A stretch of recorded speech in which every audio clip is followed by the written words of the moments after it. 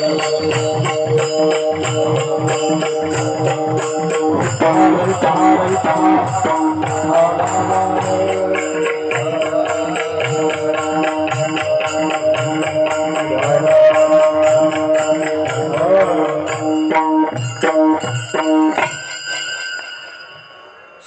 नाम घोष करू हरि कथा, सदा नाम घोष करू हरि कथा, तेने सदा चित्ता समाधान।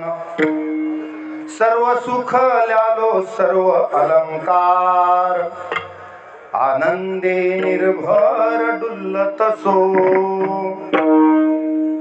आसो ऐसा कुठे आठवची नाही, देहीच विदेही भोगू दशा। सर्व सुख ल्यालो सर्व अलंकार, आनंदे निर्भर डुल्लत सो। तुका म्हणे आम्ही झालो अग्निरूप, तुका म्हणे आम्ही झालो अग्निरूप, लागून दी पाप पुण्य अंगा। सर्व सुख ल्यालो सर्व अलंकार, आनंदे निर्भर डुल्लत सो। विठ्ठला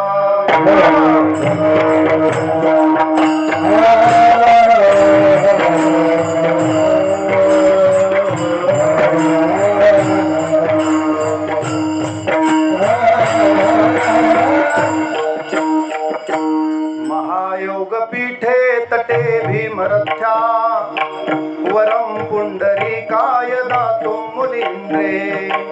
समागत्य तिष्ठन्तमानन्द कंदं परब्रह्म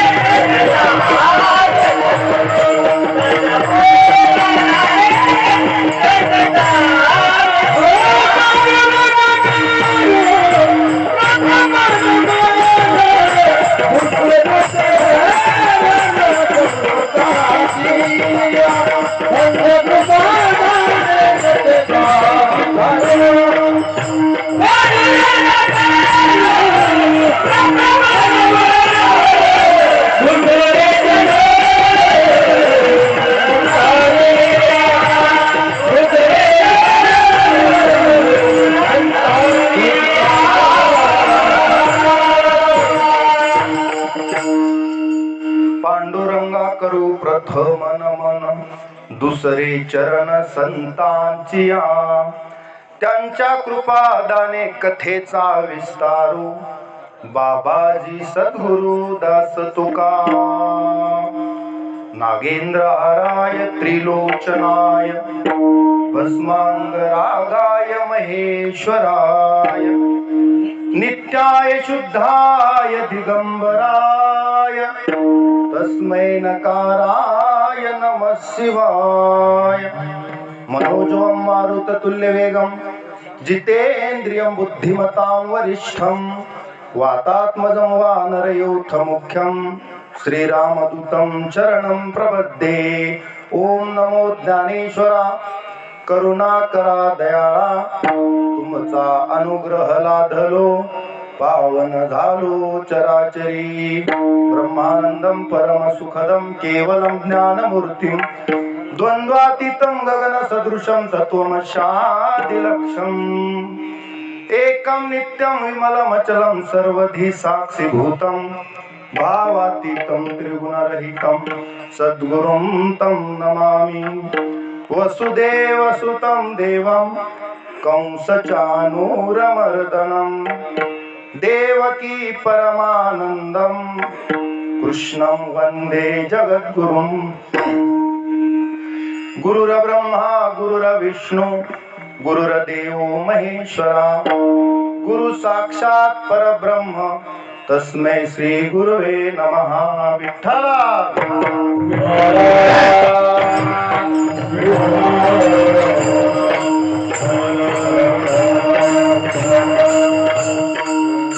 सदा नाम घोष करो हरि कथा तेने सदा चित्ता समाधान सर्व सुख ल्यालो सर्व अलंकार आनंदे निर्भर डुल्लत सो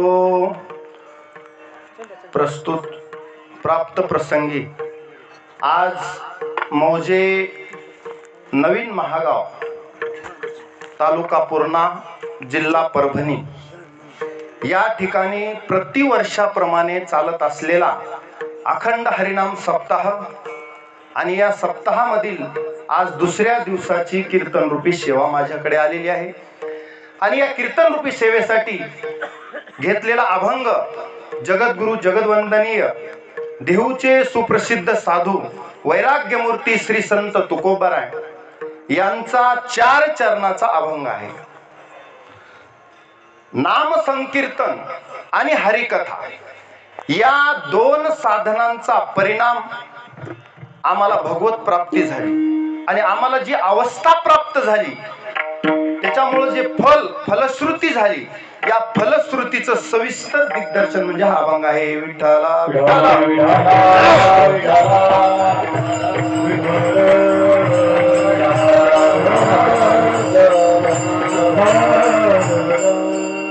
साधारणपणे प्रत्येक जीव जन्माला आला की त्याचं एकच कर्तव्य आहे या जगामध्ये, जीव शिवाला जाऊन मिळाला पाहिजे. बस एवढं काम झालं की ते कधी हो, कुणाचं 10 वर्षात होईल, 20 वर्षात होईल, 50 वर्षात होईल, 100 वर्षात होईल, पण जन्म आपलं जोपर्यंत आयुष्य आहे त्याच्यामध्ये एक काम आपल्याला करायचं, बाकीचं कोणतं काम राहिलं तरी काय हरकत, पण जीव शिवाला मिळाला पाहिजे म्हणजे जीव ब्रह्मस्वरूप झाला पाहिजे. मग तुकोबराय म्हणतात की जीव जर ब्रह्मस्वरूप करायचा असेल तर काहीतरी साधन करावं लागेल. आणि मग ही साधनं आम्ही कोणती निवडली तर 2च साधनं निवडली. त्याच्यामध्ये पहिलं साधन आम्ही निवडलं नामस्मरण आणि दुसरं साधन निवडलं हरिकथा. या 2च साधनाद्वारे आम्ही ब्रह्मप्राप्ती केली आणि त्याच्यामुळं आम्हाला अशी अवस्था प्राप्त झाली की आम्हाला सर्व काळ समाधान लाभलं, चित्ताला शांती लाभली, सर्व सुख आमच्या पायाशी येऊन लोटांगण घालू लागली आणि आम्ही आनंदानं निर्भर होऊन डोलू लागलो. आता आम्ही कुठं उभा आहेत, महागावात आहेत, जुन्या नव्या किंवा इतर ठिकाणी, आम्हाला आता याचा आठव सुद्धा राहिला नाही, देहाचाच विसर पडला आणि आम्ही इथून पुढे जीही कर्म करालो ती भगवत स्वरूप ब्रह्मार्पण समजून करालो. त्याच्यामुळं आम्हाला पाप पुण्याचाही कधी त्याचा फळाचा विचार करायचा संबंध आला नाही, किंबहुना पाप पुण्य आम्हाला लागणारच नाही अशी अवस्थाच आम्ही प्राप्त करून घेतली. त्याच्यामुळे हे 2 साधनं किती महत्वाचे आहेत याचं सविस्तर प्रतिपादन या अभंगात केलेलं आहे. विठ्ठला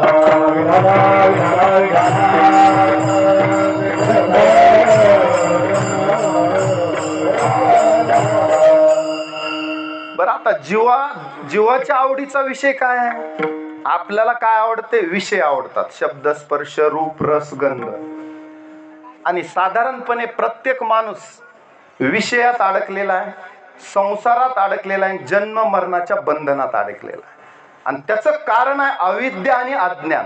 ह्या 2च कारणामुळं आपण ह्या फजितीत पडलेलो आहोत. आता मला सांगा, एखाद्या ज्याचं वय झाले त्याला जर विचारलं, बाबा तुम्ही एवढं वर्ष वडाताण करून संसार केला, शेवटी हाती काय आलं, तर जवळपास मला वाटते त्याच्या हाती काही लागलेला पुरावा, काही संसार हातात काही येऊच देत नाही. अंतकाळी संसार तैसा हा संसार पाहता पाहता अंतकाळी हाता काय नये. निराधार योजना दाखवते, वापरून घेते माणसाला संसार. त्याच्या अंगात जो रग आहे तोपर्यंत वापरून घ्यायचे आणि म्हातारपणी निराधार योजना दाखवायची. ज्ञानोबा राय म्हणतात, एक असलं झाड आहे, ह्याला किती खत पाणी घाला, कोणाला? या संसार रूपी वृक्षाला किती जरी खत पाणी घातलं तर ह्याला फळच येणार नाही. का? ते झाडच असं आहे, यया फळना चुंबिता फूलना तुरंबिता जे काही पंडू सुता ती रुखुची ये. हा वृक्ष आहे, त्याच्यामुळं फार या संसाराकडून अपेक्षा करायची नाही. आता दुसरं, जन्म मरण रूपी फेऱ्यामध्ये तुम्ही अडकलात. आता या फेऱ्यातूनही तुम्हाला सुटायचा प्रयत्न करायचा. बऱ्याच माणसांनी प्रयत्न केले पण काही काही गोष्टी आड आल्या. म्हणून तुकोबराय सांगतात की नित्य नवा दिश जागृतीचा, दररोज जागृत राहावं लागतं, मग याच्यातून सुद्धा सुटका होईल. बरं, त्याच्यानंतर अज्ञान आणि अविद्या या दोन्हीमुळे तर जीव झालेला आहे. वास्तविक आपण शिवच होतो. चिदानंद रूप शिवोहम शिवोहम असं असताना सुद्धा कल्पना अविद्या तेने झाला जीव.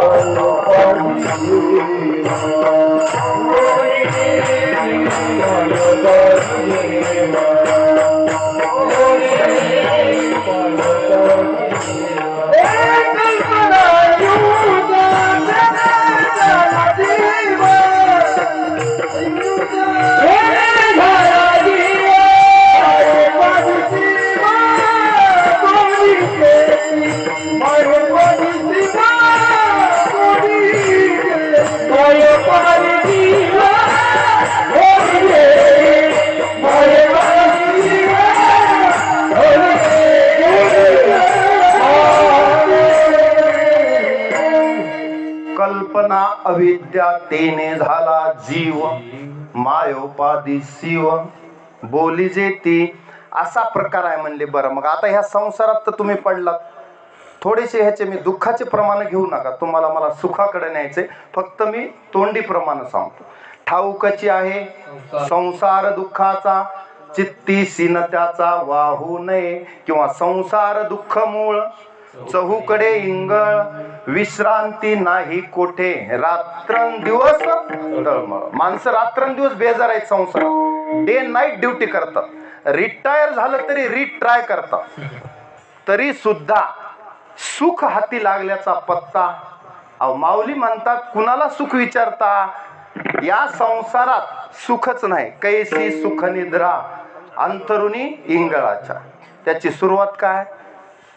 संसारी सुखाची कहाणी ऐकिजेल कवनाचे श्रवणी. आणि कैसी सुख निद्रा अंथरुणी इंगळाच्या.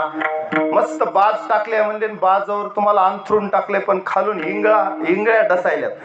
किंवा ढेकणाच्या बाजे सुखाची कल्पना मूर्ख तो वचना येऊ पाहे. त्या बाजाला ढेकणं झालेत, असला संसार, त्याच्यात तुम्ही सुख शोधता. सुखाची झोप लागेल का? हे मूर्खत्व वचना येऊ पाहे. विठ्ठला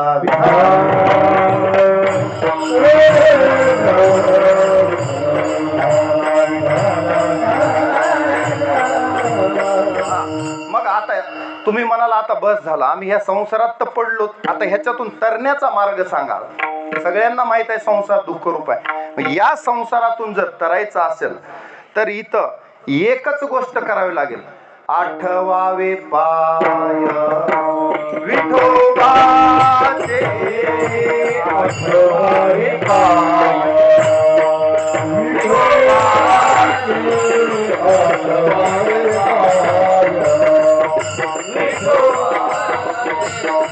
संसारा आली आहे एक सुख आहे. संसारा आली आहे एक सुख आहे. संसारा आली एक सुख आहे. आठवावे पाय विठोबाचे, आठवावे पाय विठोबाचे. संसारा आली एक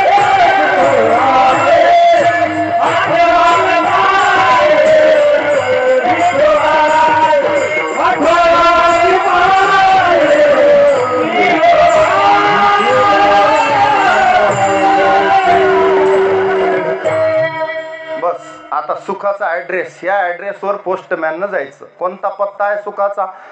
संसारा आलिया एक सुख आहे, आठवावे पाय विठोबाचे, येणे होय सर्व संसार सुखाचा, न लगे दुःखाचा लेश काही.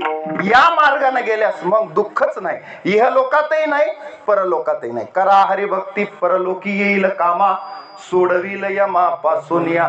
दोन्ही ठाई फायदा आहे, दोन्ही ठिकाणी.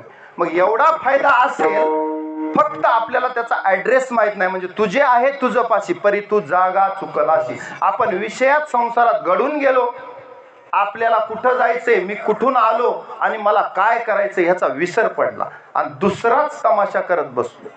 मग ही माया हा चित्रपट तुम्हाला उलटा दाखवते. त्याचं कारण तुम्हाला मगच सांगितलं. कल्पना, अविद्या आणि अज्ञान तुम्हाला खरा आणि मायेचा जो पडदा आहे तो तुम्हाला खरा चित्रपट दाखवतच नाही. खोटं ते खरं दाखवते आणि ब्रह्म सत्यम जगन मिथ्या, पण तुम्हाला उलट दिसतंय. विठ्ठला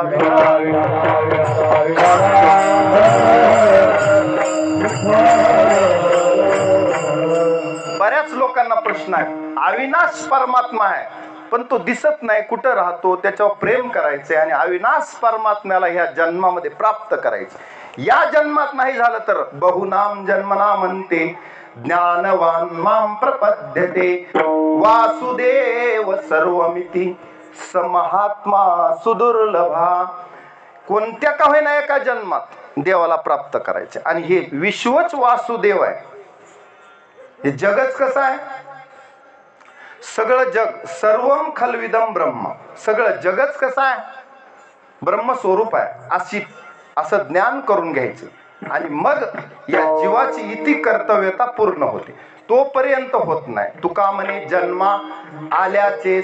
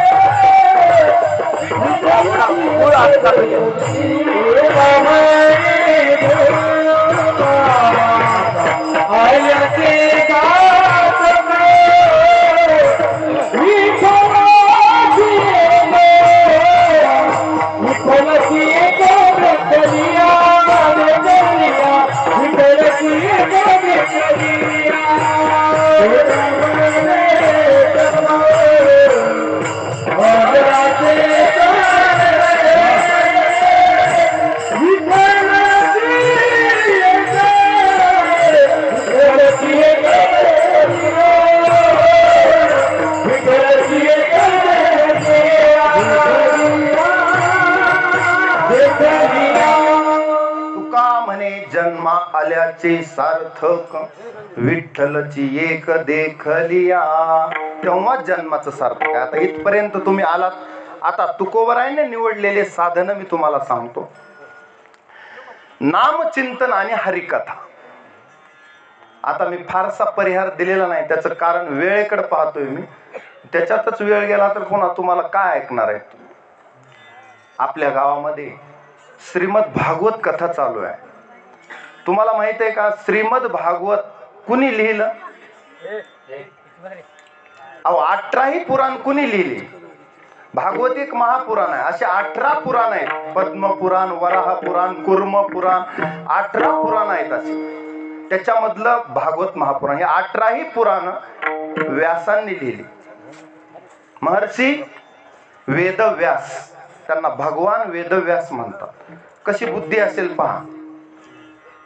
व्यास म्हणजे कोण होते? साधारण होते का? ज्ञानोबराय म्हणतात व्यास म्हणजे साधारण नाही. मनोनी महाभारती जे नाही, ते नोहेची लोकी तिही, या कारणे म्हणी पे पाही, व्यासोच्चिष्ट जगत्रय.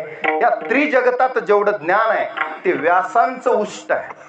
आता कोणी स्वतःला ज्ञानी समजायचं ना अहंकार करायचं काम आहे का काम? पण आपण मोकळाच अहंकार करतो. ज्ञानाचा होतो पंडित महाज्ञानी. दशग्रंथ षडशास्त्र पुराणे असं बोलत जा. चारी वेद मुखोद्गत वाणी. पण कशामध्ये हानी झाली? गर्वामध्ये झाली सर्व हानी, मुका झालो वाचा गेली. असं कार्यक्रम आहे. आता इथं जे व्यास ज्यांना त्रिकाल ज्ञानी होते, भूत वर्तमान भविष्याचं ज्ञान होतं, उद्या काय होणार आहे याचं सुद्धा ज्ञान होतं, 1000 वर्षाचं पुढचं ज्यांना दिसतंय त्यांना म्हणायचं ऋषी. संसाराच्या पलीकडचं ज्यांना दिसतंय ते ऋषी, आणि संसारातलंच ज्यांना दिसतंय ते तुम्ही आम्ही जीव. विठ्ठला विठ्ठला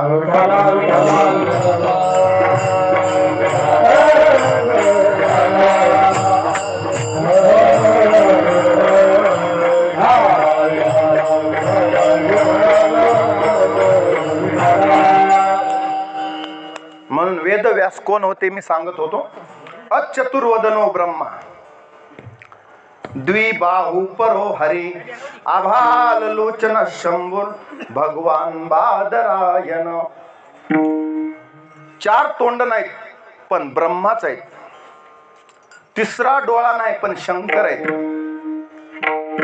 4 हात नाहीत पण विष्णू आहेत. म्हणजे ब्रह्मा विष्णू महेश स्वरूप असलेले व्यास. नमोस्तुते व्यास विशाल बुद्धे पुल्लारविंदायत पत्र नेत्र, येन त्वया भारत तैल पूर्ण, प्रज्वालितो ज्ञानमय प्रदीप. संपूर्ण जगाला ज्ञानमय प्रदीप म्हणजे हा ज्ञानाचा दीपक, महाभारत रूपी ज्ञान आपल्यापर्यंत त्यांनी वाटलेला आहे. आता असे व्यास कशासाठी सांगाल मी, की आपल्या गावात भागवत सुरू आहे, त्याचे करते, भागवताचे लेखन करते कोण आहे?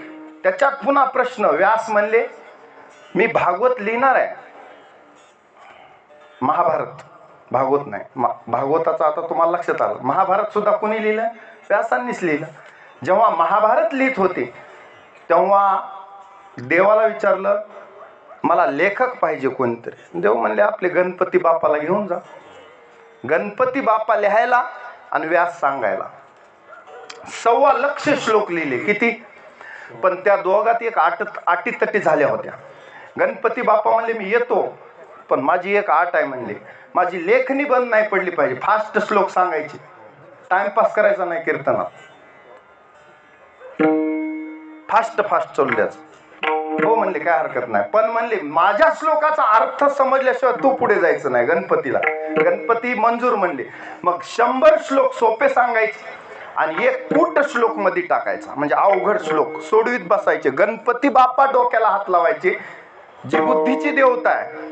म्हणजे व्यास किती महान असतील ह्याच्यावरून कल्पना करा. विठ्ठला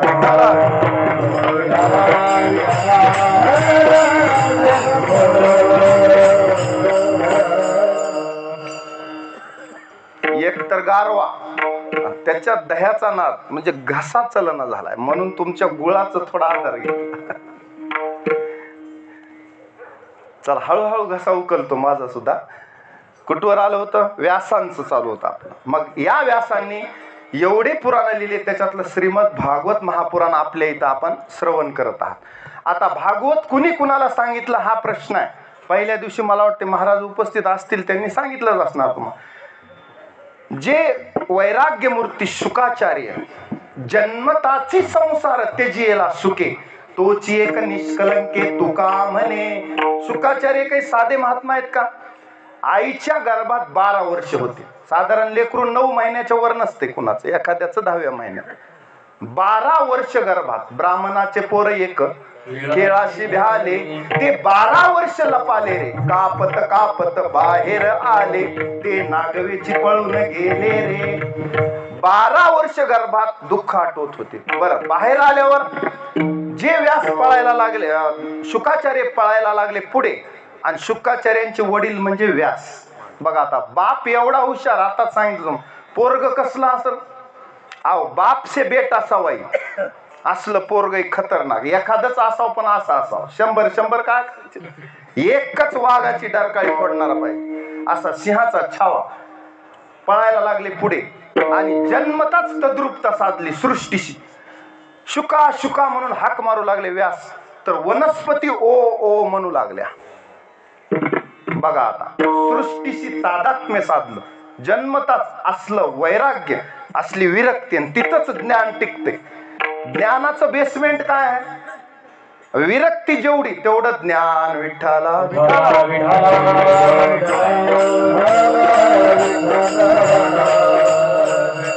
श्रद्धावान लभते ज्ञानम तत्पर संयतेंद्रिय.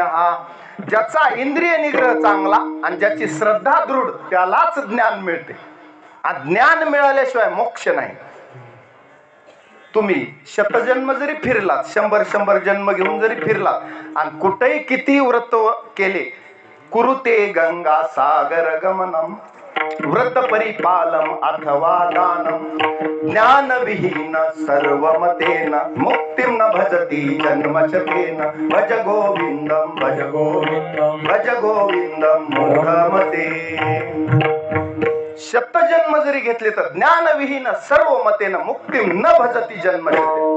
मुक्ती तुम्हाला वरणारच नाही. मुक्ती नावाची बायको मिळतच नाही. तुकोबराय फक्त म्हणले, तुका म्हणे मुक्ती परनेली नोरी. आम्ही तर तिला वरले म्हणले, फक्त अक्षता टाकायच्या राहिल्या. तुका म्हणे मुक्ती परनेली नोरी आता दिवस चारी खेळी मेळी. हे तुकोबराय म्हणू शकतात. मोक्ष सुखा हनोलाता. आपल्याला नाही, आपल्याला मिळालाच नाही. मोक्ष मिळावा मग नको म्हणावा. हे अभावी ब्रह्मचर्य म्हणायचं. एखाद्या पोराला विचारलं लग्न का केलं नाही म्हणलं आपण ब्रह्मचर्य आहे. पुन्हा थोडस गावात फिरल्यावर एकाला विचारलं ते ब्रह्मचर्य राहिलाय म्हणून महात्मा दिसतोय. कशाचा महात्मा महाराज? पोरगीच कोणी देईना म्हणून ब्रह्मचर्य राहिलाय. पोरगीच कोणी देईना म्हणजे अभावी ब्रह्मचर्य. त्याला मिळावी आणि मग त्याग करावा. त्याला मिळालीच नाही म्हणून ब्रह्मचारी. असं होईल का? अरे मिळावी आणि शुकाचार्यासारखा विरक्त महात्मा असावा, त्याला किंमत आहे. विठ्ठला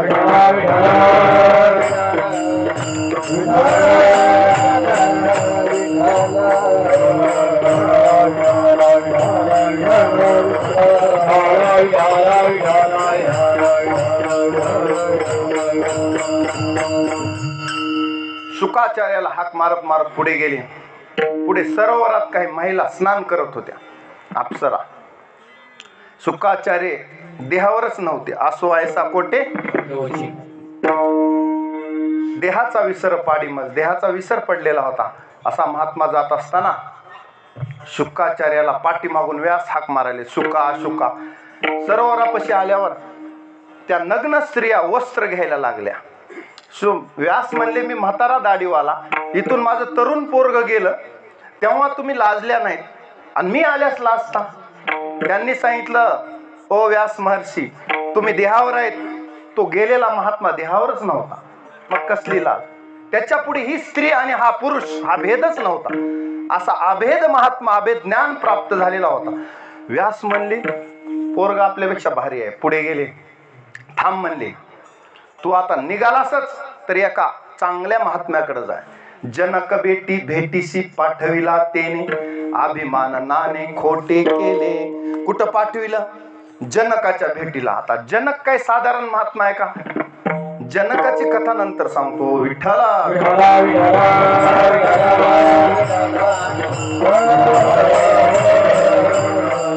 एवढी पार्श्वभूमी ह्याच्यासाठी सांगितली की मी शुकसनकादिकी उभारिला बाहो परीक्षितीला हो दिसा साता. एकटं भागवत सांगितलं 7 दिवस परीक्षितीला. नीट आहे का? आता महत्वाचा मुद्दा मला हे सांगायचा होता. सांगणारे कोण आहेत? शुकाचार्य. त्यांचा अधिकार सांगण्यात एवढा वेळ गेला. आता ऐकणारा एक श्रोता आहे, त्याचं नाव आहे परीक्षित किंवा परीक्षित. पांडवांचा वंशज आहे तो. पांडवांचा वंशज आहे. उत्तरेच्या गर्भात बघा, आता तुम्हाला थोडक्यात सांगतो. अर्जुनाची बायको सुभद्रा, सुभद्रा आणि अर्जुनाचा मुलगा अभिमन्यू. थोडं बोला. अभिमन्यू एवढं तर माहित असतं, चक्रव्यूहात अडकून ज्याला वीर मरण आलं, संस्कृतीसाठी ज्यानं बलिदान दिलं आणि देव सुद्धा ज्याच्या बलिदानानंतर रडले. कृष्णाच्या डोळ्यात सुद्धा 2 अश्रू आले फक्त अभिमन्यूच्या बलिदानासाठी. वीर होता, असा शूरपुत्र जन्माला यावा अभिमन्यू सारखा. 16 वर्षाचा पोरग, पण चक्रव्यूह भेदन केलं आणि एकट्याला गाठून सगळ्या कौरवांनी मारलं, पण बलिदान दिलं आणि संस्कृतीचा विजय झाला. पांडवांच्या विजयामध्ये सगळ्यात मोठं बलिदान कुणाचं असेल तर अभिमन्यूचं आहे. आता अभिमन्यू असा म्हणल्यास हा जो अभिमन्यूची बायको उत्तरा, उत्तरेच्या पोटात तेव्हा गर्भ होता, म्हणजे गर्भवती होती, आणि त्या पोटातला गर्भ जो होता तो होता परीक्षितीचा. इथपर्यंत कळालं. जजमेंट लागल्याशिवाय पुढचं कळणार नाही, म्हणून एवढं सांगावं. कोण कुठून आला, नेमका परीक्षिती कुठून उगवला, एवढं तर कळावं. त्याचं बॅकग्राऊंड काय आहे, बॅकग्राऊंड कळाल्याशिवाय माणसानं बोलत जाऊ नये. रघुकुळात एक एक राजा असा होता की त्याच्या पुढे हजार भऱ्या नतमस्तक व्हावं लागायचं.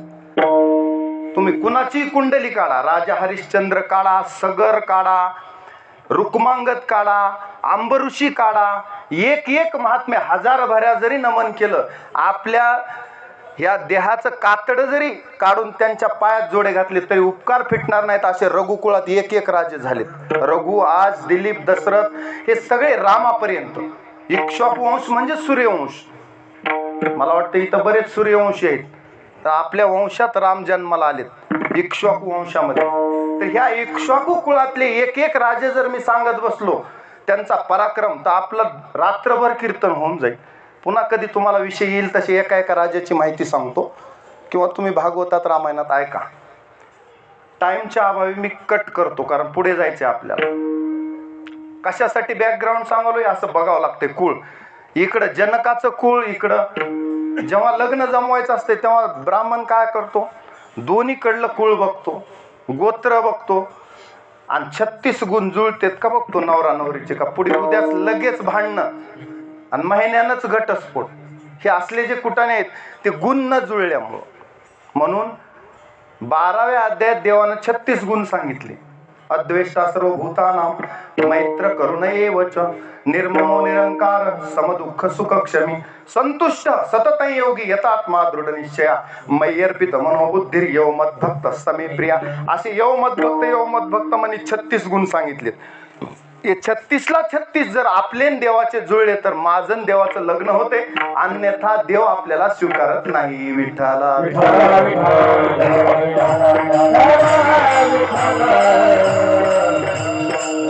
त्या उत्तरेच्या गर्भातला अभिमन्यूचा मुलगा म्हणजे परीक्षित, आणि पुढे त्याच परीक्षितीचा मुलगा जो जन्मेजय आहे त्याची कथा मी पुढे सांगणार आहे तुम्हाला. आता हा परीक्षित श्रोता आहे. एके दिवशी या परीक्षिताकडून एक चूक घडली. काय घडली तुम्हाला सगळ्याला माहित आहे. शमीक ऋषीच्या गळ्यामध्ये मेलेला साप टाकला. उगत चलत चलत पोरायनं. हे कसं असतंय, टिंगल टवाळी करतात. साधू कोण, महात्मा कोण, मला काय कपड्यावरून कळतो का. बसलेले असताना ह्याला तहान लागली आणि गेला. त्याच्या पोरानं शाप दिला, माझ्या बापाच्या गळ्यात जन्मलेला साप टाकलाय, 7 दिवसात तक्षक नावाचा नाग चावून त्याचा मृत्यू होईल. घ्या दणका. असली टिंगल टवाळी बहुतेक. म्हणून कधी जरा सावध. आपल्यापेक्षा पुढचा कोण आहे. हा लंगोटी यार असल्यास चलते आपलं सगळी षष्टीचा प्रयोग चाचीचे, पण महात्म्या पुढे जरा सांभाळून जावं लागते. महात्म्या पुढे जसं सांब एकदा गेला होता. सांब कृष्णाचा मुलगा असून उगच पोट वाढवलं. ऋषी जवळ गेले, म्हणले ह्याला पोरग होईल का पोरगी.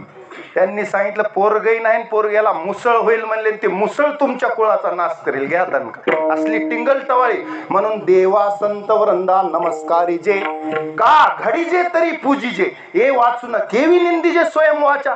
म्हणून संतांची निंदा कधीच करायची नाही. विठ्ठला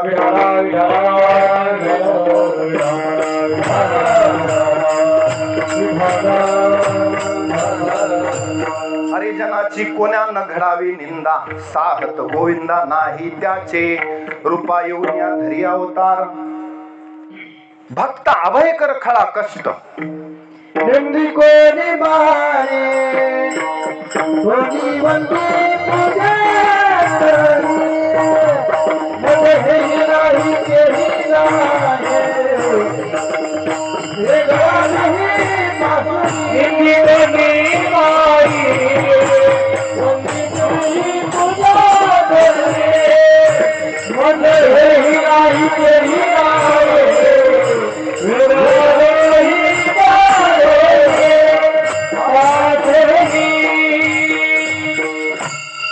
निंदी कोणी मारी, वंदी कोणी पूजा करी, मज हेही नाही तेही नाही. ही साधूची वृत्ती असावी. साधून लई समाजात फिरायचं नाही.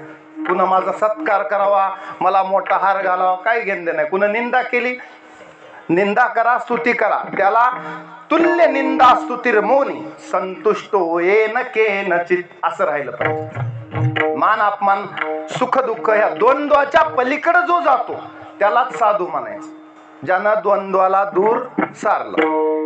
आता ह्या परीक्षितीला जो शाप प्राप्त झाला, आता त्याची मुक्ती कशी करायची? घाबरला. घाबरल्यावर त्याला सांगितलं की तुझ्या बापजाद्यापासून एक महात्मा आहे, त्याला तुझं काहीतरी ऋण फेडायचं म्हणतोय. काय ऋण होतं? तुमच्या बापजाद्याने एक राजसूय यज्ञ केला होता आणि तिथं पोपटाच्या रूपानं, शुकाच्या रूपानं भाताचा एक शीत खाल्ला होता. शुक खाये एक शीत, घंटा वाजती अनंत. स्वर्गात अनंत घंटा वाजायच्या. बघा आता तुम्ही जागे आहेत ना सगळे, किती अन्न खाल्लं होतं? एक शीत. आणि त्याचं ऋण फेडायचं म्हणले आता योग्य टाइम आलाय, तू शुकाचार्याचे पाय धर. परीक्षिती शुकाचार्याकडे गेले. आता वक्त्याला चांगला श्रोता भेटला. जोपर्यंत दोघांचं ऐक्य नाही, म्हणून मी तुम्हाला बोलत चला जे म्हणालो त्याचं कारण काय? वक्ता तो वक्ता नोहे श्रोते विना. उगच वक्ता आहे पण श्रोता बी तसा समरस होऊन ऐकणारा पाहिजे, तर तो उपदेश त्याला त्याच्यात उतरतो आणि फळाला येतो. अन्यथा टाइमपास म्हणून मनोरंजन म्हणून जर इथं आलं त्याचा उपयोग नाही. भक्ती ज्ञाना विरहित गोष्टी इतरांना कराव्या, प्रेम बरे वैराग्याच्या युक्ती विवराव्या. ऐशी कीर्तन मर्यादा आहे संतांच्या घरची, सगुण चरित्रे परम पवित्रे सादर वर्णावे. सज्जन वृंदे मनोभावे आधी वंदावे, असं जी परंपरा दिलेली आहे. म्हणून त्याच्यामध्ये आपण कीर्तनात बोलत असताना एवढंच सांगायचं, भक्ती ज्ञान नाही तर वैराग्य. अन्यथा गोष्टी आल्या चलत चलत तर सांगायच्या, उग लोक झोपी जाऊ नये म्हणून. पण मुद्दाम ओढून ताणून विनोद करणं आणि ते कीर्तनाचा तमाशा करणं ह्याला कीर्तन म्हणत नाही. कीर्तनाची मर्यादा जर सोडली त्याचं फार मोठं पातक आहे. विठ्ठला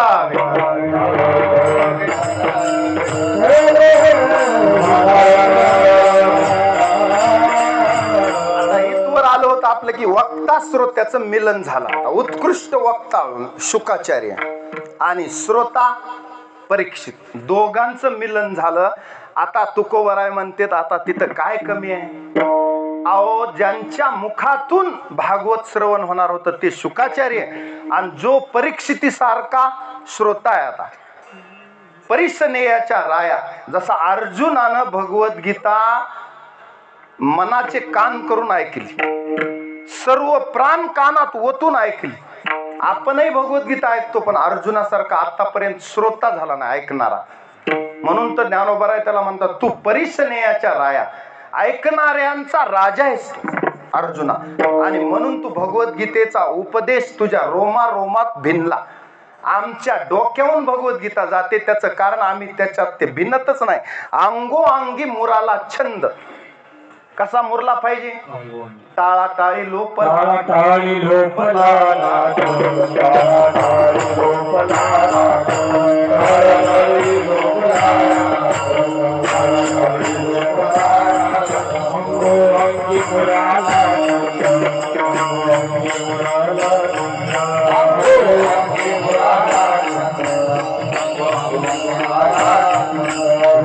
भगवताची आचला भगवताची आचला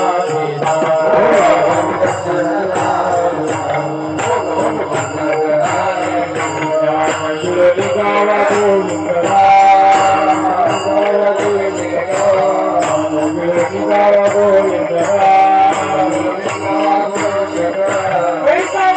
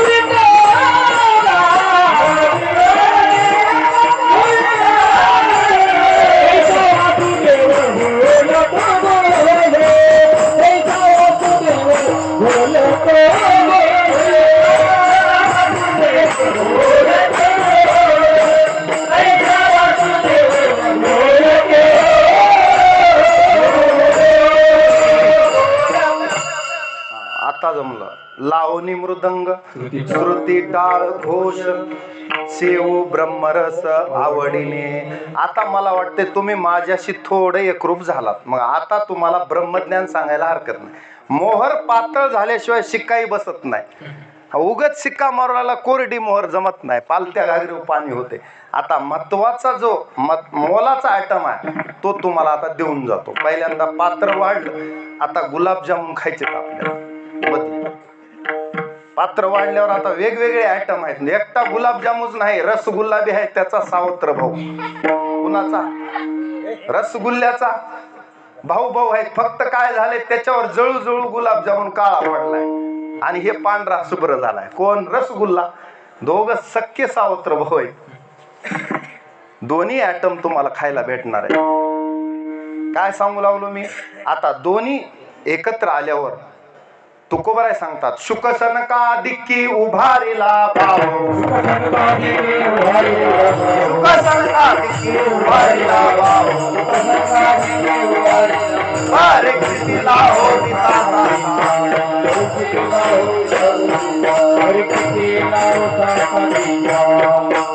सिंगलच घ्या आता, प्रमाणात डबल गाऊन म्हणू नका, वेळ होऊन जाईल. शुकसनका दिक्की उभारिला बाहो.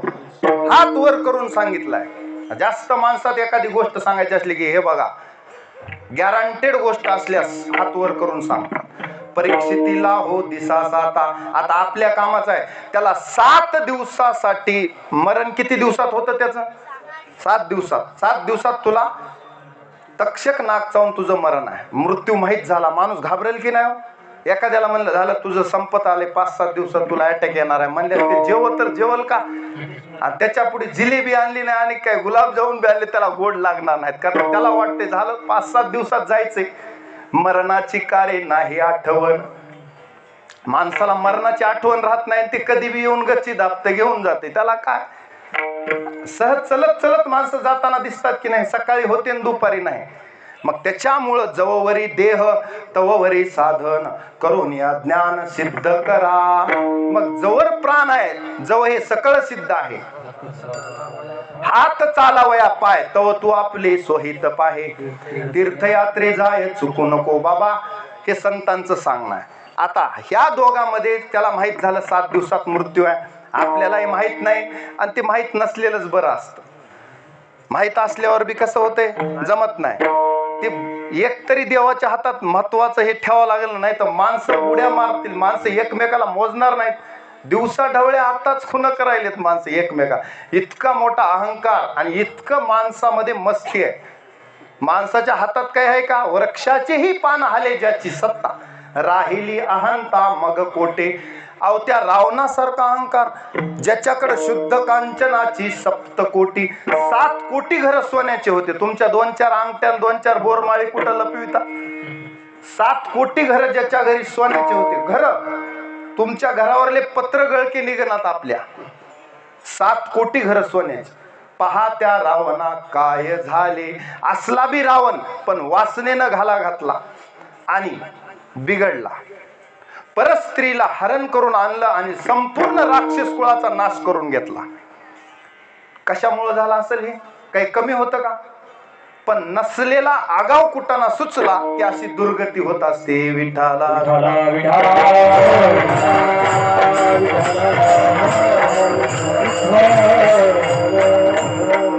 पहा त्या रावणा काय झाले. तुका म्हणे ज्याची संपदा एवढी कमी होती का? सांगा ते कवडी गेली नाही. अहो इथं भूषणे ही घेती काढून. या मरताना इथं माणसं हातात असलेल्या अंगठ्या काढून घेतात का मड्यावर सोडून देतात.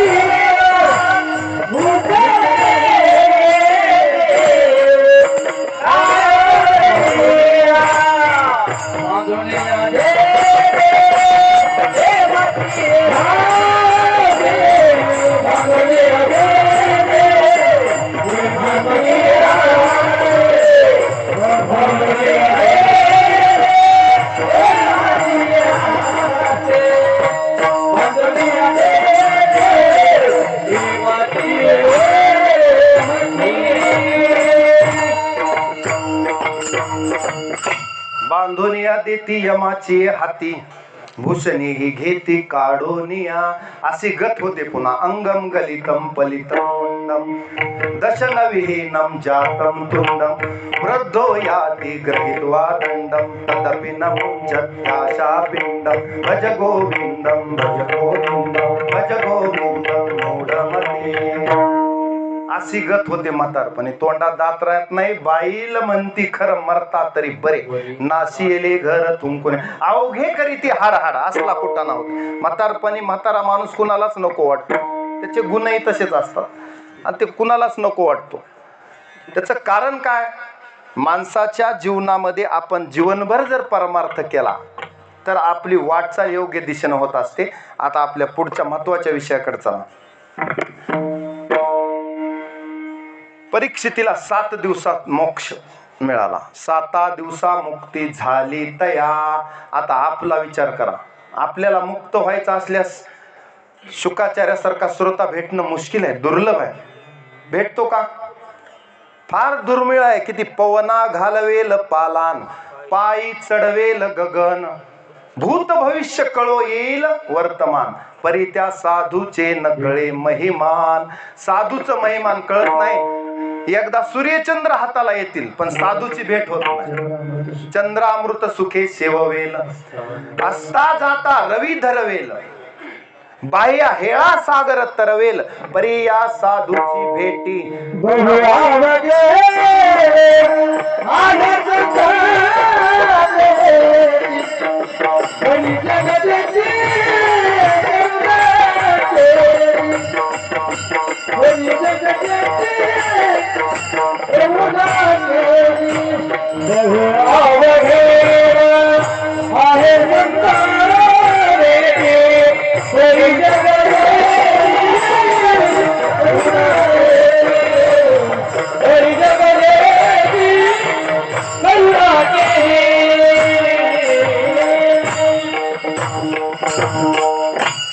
बहुअवघड आहे संत भेटी, परी जग जेठी करुणा केली.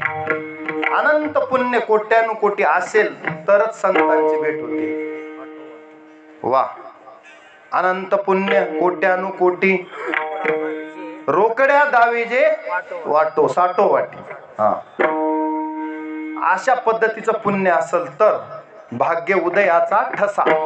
झालो सन्मुख तो कैसा, संत चरण पावलो. आता परीक्षितीचं भाग्य उदयाला आल्यामुळं त्याला शुकाचार्य भेटले आणि त्यानंही 7 दिवस सर्वांगाचे कान केले त्याने आणि ऐकली कथा. आता इथपर्यंत अशी कथा ऐकल्याचा परिणाम त्याला मोक्ष मिळाला. आता आपल्याला सुद्धा ही हरिकथा पावन करणारी आहे. कथा त्रिवेणी संगम. आता मी थोडं फास्ट घेतो, तुमची क्षमा मागून, कारण म्हणण्यासारखे प्रमाण बरेच आहेत पण तुम्हाला आपलं आणखी पहिलं चरण झालं नाही. कथा त्रिवेणी संगम, देव भक्त आणि नाम, तेथीचे उत्तम चरण रज वंदिता. जळती दोषाचे डोंगर, शुद्ध होती नारी नर, गाती ऐकती सादर. जे पवित्र हरिकथा किंवा दीना आणि दुर्बळासी सुखरासी हरिकथा, तारू भवसागरीचे उंच नीच अधिकारी. आता सुपरफास्ट बातम्या तुम्ही म्हणाला, कारण त्याच्याशिवाय पर्याय नाही. दुसरं, आता ही झाली हरिकथा. व्यासांनी शुकाचार्यांना ज्ञान दिलं. कुठून कुठं आलं बघा. मुख्य महाविष्णू चैतन्याचे मूळ. फास्ट घेतो आपण. संप्रदाय सकळ तेथोनिया. शांतपणे ऐकलं तर तुम्हाला लक्षात येईल. आता फोड करणार नाही. हंसरूपी ब्रह्मा उपदेशी श्रीहरी, चतुश्लोकचारी भागवत, ते गुज विधाता सांगे नारदासी, नारदे व्यासाशी उपदेशिले. इथपर्यंत कळालं. मग व्यासाकडून शुकाचार्याकडे आणि शुकाचार्याकडून परीक्षितीकडे ही ज्ञानगंगा आणि तिथून नव्या महागावात आली. आता 7 दिवस तुम्ही ही कथा ऐकला तर हे कथेचं फळ आहे. कथा देवाचे ध्यान, कथा साधना मंडन. नाही पवित्र कथे ऐसे पुण्य नाही अन्यथा, असं पुण्यच नाही. म्हणून वैकुंठातले लोक सुद्धा म्हणतात की आम्हाला कथा ऐकावी वाटते. नको वैकुंठीचा वास, नको वैकुंठीचा वास,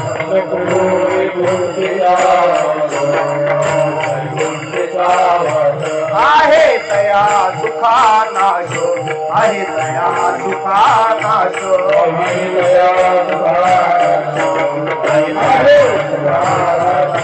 अद्भुत हारस, अद्भुत हारस,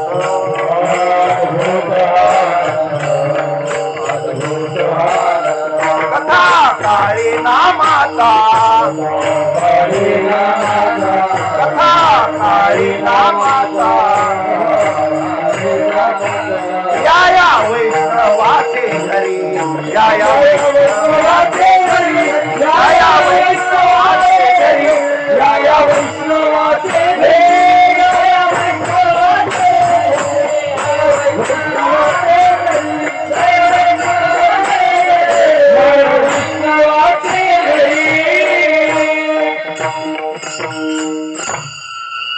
नको वैकुंठीचा वास, आहे तया सुखा नाश.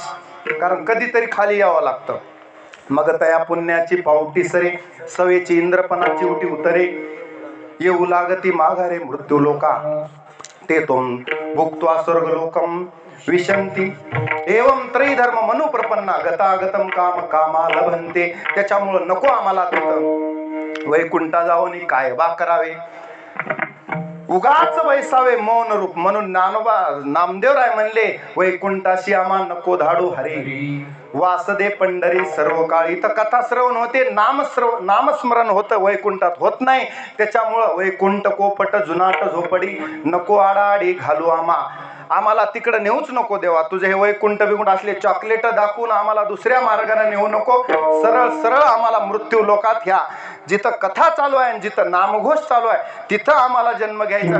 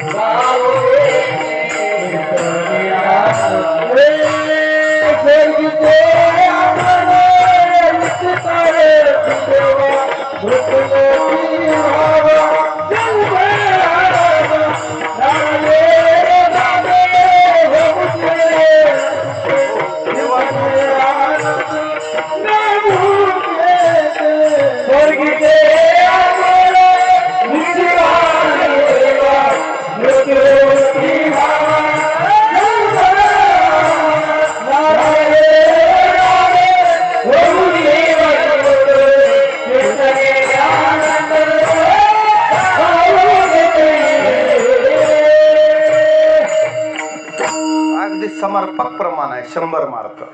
स्वर्गीचे अमर इच्छिता ती देवा, मृत्यू लोकी व्हावा जन्म आम्हा, नारायण नामे होऊ जीवन मुक्त, कीर्तनी अनंत गाऊ गीती. किंवा इह लोकीचा हा देह, देव इच्छिता ती पाहे, धन्य आम्ही जन्मा आलो, दास विठोबाचे झालो. आता आपण या मृत्यू लोकात सगळे जन्माला आलो.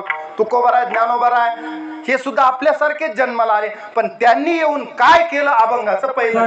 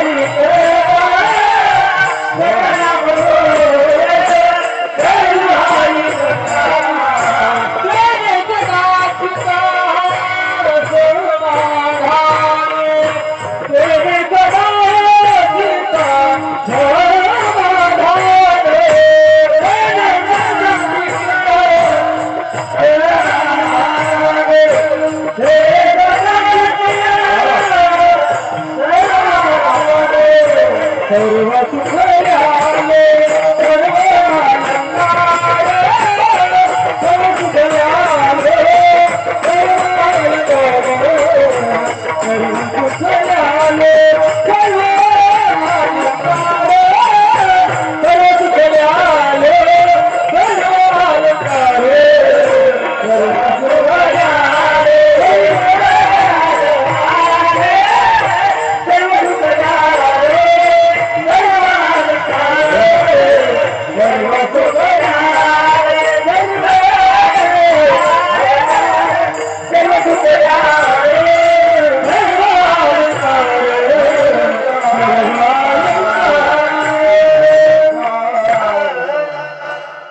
संगीत अलंकार सर्व सुखले आलो.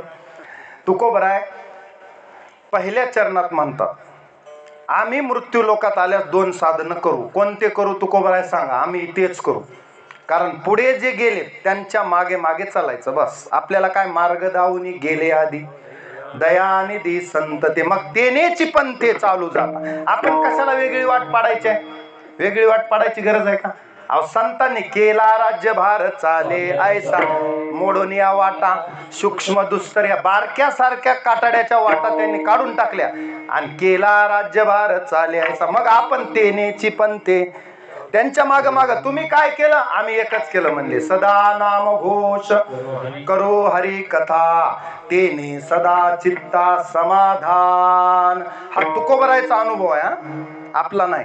की तुकोबराय म्हणले मला जर नाम चिंतन केलं हरिकथा केली तरच जेवण गोड लागते आपल्याला.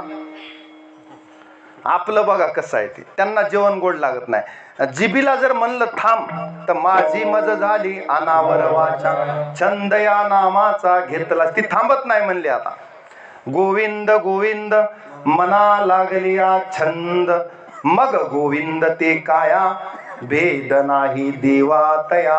आता ती जीभ थांबत नाही. तिला दाबून जरी धरलं तरी ती नाम स्मरणाशिवाय राहत नाही. अशी तुकोबांची अवस्था आहे. तुकोबराई आपली कशी आहे? आपली आपण पहा. सदा नामघोष आम्हाला करमतच नाही म्हणले. उठलं की रामकृष्ण हरी एकच आमचा जप आहे. रामकृष्ण हरी उठलं की रामकृष्ण हरी. हे नामचिंतनाचा फायदा. आणि दुसरं नेहमीच हरिकथा सदा नामघोष सदा हरिकथा आणि तेने सदा चित्ता समाधान. सदा म्हणजे नेहमी, कधी कधी नाही. सप्त्यापुरतं आहे का? नाही नाही. फक्त 7 दिवस आम्हाला खूप समाधान वाटलं. 7 दिवस तर वाटणारच आहे हो तुम्हाला. कारण 7 दिवसात ही ज्ञानगंगा आहे आणि नामचिंतन आहे. महागावकडं काळ सुद्धा बघणार नाही. यम सांगे दुतासी यम सांगे दुता नका ते तुम्हा नाही ते सत्ता जे ते होय हरिकथा सदा घोष नामाचा. अरे जिथं नामाचा घोष आहे नका जाऊ तया गावा नामधारकाच्या शिवा सुदर्शन यावा घरटी फिरे भोवती. त्याला सांगितलेलं आहे दमदाटी करून यमन दूतांना महागावाकडे जाताल ह्या 7 दिवसात महागावाकडे तोंड सुद्धा करायचं नाही असा दम भरला यमन. का तर तिथं हरिकथा चालू आहे. सदा काळ गणना करी आयुष्याची पण कथेचे वेळेची आज्ञा नाही. त्याच्यामुळं कळी काळ तयासी न पाहे दृष्टी अशी अवस्था आपली होत असते. म्हणून हरिकथा इतकी प्रिय आहे. बरं नामघोष केल्यानं बऱ्याच जणांना वाटते नामघोष नामघोष सारखं नामाचा काय फायदा आहे? अहो नामाचा फायदा काय नाही. नामे तरला नाही कोण ऐसा द्या निवडून. नाम घेता वाया गेला ऐसा कोणी ऐकिला? असा कोणी आहे का की तो नारायणाचा झालाय आणि त्याची त्यानं उपेक्षा केली? अजिबात नाही. पांडुरंग अभिमानी जीवदानी कोवसा कुणाचाच अव्हेर करत नाही. कोण? देव. पण देवाला अनन्य भावानं शरण येऊन नामचिंतन करावं लागते. सर्व धर्मान परित्यज्य त्याची रीत आहे का? प्रोसिजर बी माहीत पाहिजे ना. कशा प्रोसिजरनं जायची फाईल तरच ती मंजूर होते. नाही तर निमे कागद नाहीत म्हणून पुन्हा वापस येते. हे जोडा ते जोडा. त्याच्यामुळं जातानाच सगळे कागदपत्र घेऊन जायचं म्हणजे फाईल शिक्का मोर्तब. एकंदरीत शिक्का पाठविला इह लोका आलो म्हणे तुका मी नामाचा धारक. आता असा नामघोष केल्यानं काय काय फायदे होतात हे सांगायला आता टाइम नाही, पण तुम्हाला थोडक्यात सांगतो. जर एखाद्या माणसानं नामचिंतन केलं, समजा एखाद्या नारायणराव शंकरराव जे नाव असते त्यानं नामचिंतन केल्यास तो एकटा तरुण जाईल. एकटा 100% तरुण जाईल. ह्याच्यात काही वाद ह्याच्यात शंका घ्यायचं कारणच नाही, तो 100% तरला. नाही कल्याण कृत कश्चित दुर्गतीम तात गच्छती, किंवा नमे भक्त प्रणश्यती. माझा भक्त आहे आणि तो नाश पावणार शक्यच नाही, तो नाशच पावत नाही. देवाचं वचन आहे गीतेत, माम ही पार्थव्यपाश्रित्य एपिशु पापयोनया स्त्रियो वेशास्तथा शूद्रास्तेपि अंति पराम गतिम क्षिप्रम भवति धर्मात्मा शश्वत शांति निगच्छति कौन्तेय प्रतिजानीहि न मे भक्त प्रणश्यति. माझा भक्त अधोगतीला जातच नाही, कारण मुखी नामाचं स्मरण आहे आणि गती त्याची मुखी नामाचे स्मरण आणि अधोगती जाण विनुमुखता. आमचा माणूस, आमचा भक्त, आमचा वैष्णव इकडं तिकडं जातच नाही, त्याच्या मुखाला रामकृष्ण हरी येणार म्हणजे येणार. मग असा जर नामघोष केला तर सदा करायचा, पण त्याला सततही कीर्तयंतो माम, त्याला ही आठ आहे. मधी मधी म्हणजे डिस्कनेक्ट कनेक्ट नाही, लाईटचा आकडा टाकल्यासारखा हल्ला की लाईट जाते, ती कनेक्ट डिस्कनेक्ट होते. जरा घरी गेला इथून कीर्तनातून की गेलं सगळं पाण्यात. महाराजांना काय सांगितलं की वा काहीतरी म्हणू लागले, गेलं, हे डिस्कनेक्ट झाला पुन्हा. पण इथं तसं नाही, सततम कीर्तयंतो माम यतंतश्च दृढव्रता नमश्चंतश्च माम भक्त्या नित्ययुक्ता उपासते. मग असा जो भक्त असेल त्याला मात्र मग अनन्यास चिंतयंतो माम ए जना पर्युपासते तेषां नित्याभियुक्तानाम योगक्षेमम वहाम्यम. अशा भक्ताला देवच त्याचं योगक्षेम चालवतो. आणि काय पाहिजे, पै प्रेमळाची वार्ता जे अनुवादिती पंडुसुता ते मानू परमदेवता आपुले आम्ही. देव त्याला डोक्यावर घेऊन नाचतो. अहो देवाच्या आवडीचा प्रकारच काय, आवडे देवासी तो ऐका प्रकार नामाचा उच्चार रात्रंदिवस. जो भक्त नामाचा उच्चार करतो देवाच्या आवडीचा जिव्हाळ्याचा विषय आहे नामचिंतन. नामापरते तत्व नाही रे अन्यथा वाया अनिक पंथा जासिल झनी. म्हणून गगनाहुनी वाढ नाम आहे, ज्ञानोबा आहे हरिपाठात म्हणून. हा अहो नुसतं तुम्ही गीता भागवत देव उच्चारिता एवढं जर उच्चार जरी केला तरी पापाची तो वार्ता राहे कोठे, पाप तुमच्या जवळच येत नाही. आता अशी हरिकथा कुण केली, शुकाचार्यांनी सांगितली परीक्षितीला. व्यासांना सुद्धा 18 पुराण लिहिले, 18ही पुराण हरीशी गाती, पण समाधान लाभेना. नीट आहे का, चित्ताला समाधान बी लाभावला. आता मी हरिकथा केली, नाम चिंतन केलं, पण मला समाधानच नाही म्हणल्यास असं कसं.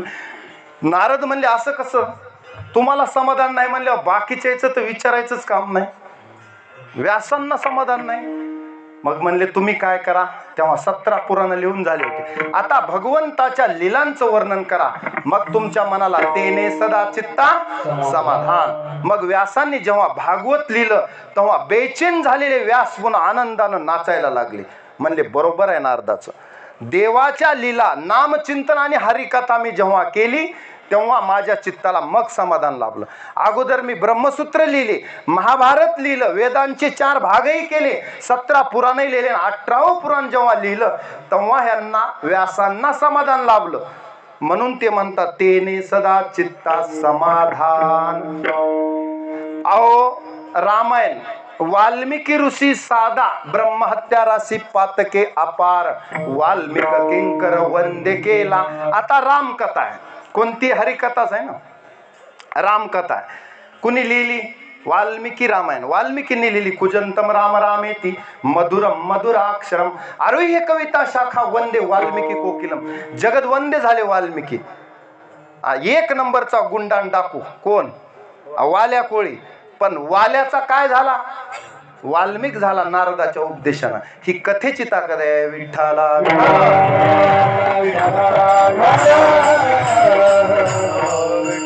सुरुवात तर मरापासून झाली सुरुवात. आता आमच्याकडे लेकरं आले, आम्ही किती भऱ्या एक सोयीशे जरी काढून दिले तर उलटेच काढतात.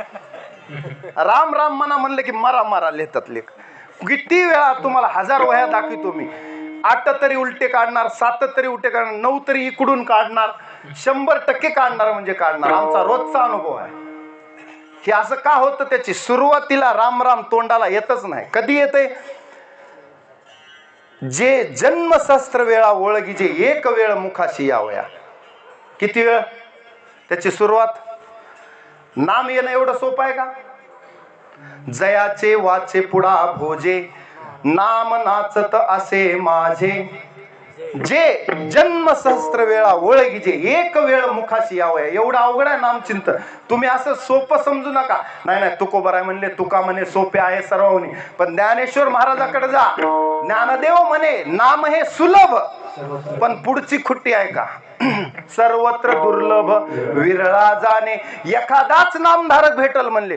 नाही ना, आम्ही तर रोज रामकृष्ण हरी म्हणतो. अरे म्हणतो, पण जिस नाम से ध्रुव प्रल्हाद तरे वो नाम कुछ और है. असलं नाम तुम्ही घेत नाही. विठ्ठला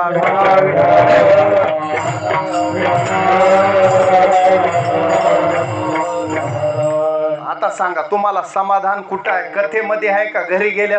घरी गेल्या बरोबर बायको म्हणते साखर संपली, तेल संपलं, पिशवी हातात देते, झाली तुमची बेजारी सुरू. पोरग म्हणते बाबा वही संपली, बायको म्हणते सोन्याचं काहीतरी बघावं, इकडं जा तिकडं जा, ह्याचं ते 17 कुटाणे आहेत संसारात. एक कुटाणा आहे का?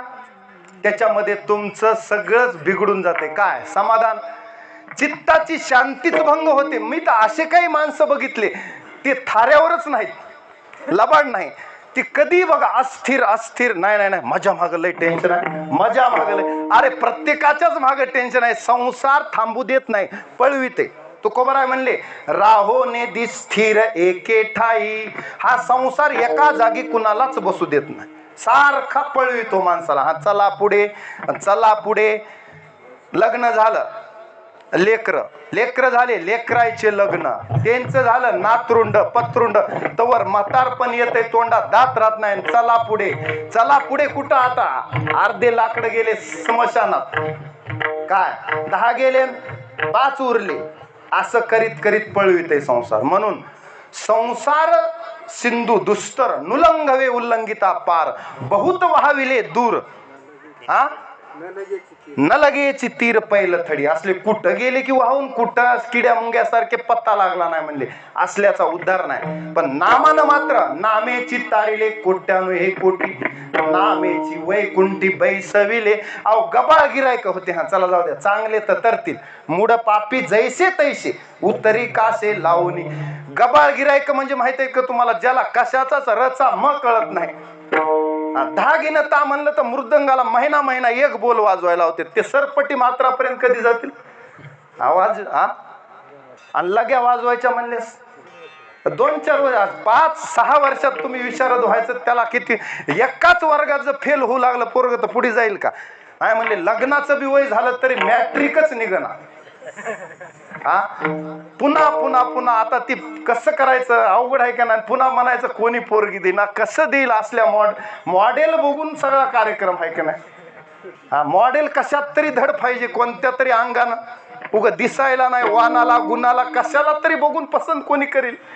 आणि कशालाच नाही म्हणल्यावर काय? उग मोकळ्या कटाळ्या फिरत असे म्हैसा जनामध्ये म्हणले तुकोबाराय. माझ्या भाषेत नाही, हे त्यांचा टोला आहे. फिरत आठवणी वेठवणी बांधिला मुंडासा, आणि फिरत असे म्हैसा जनामधी. असली गत आहे म्हणले विठाला.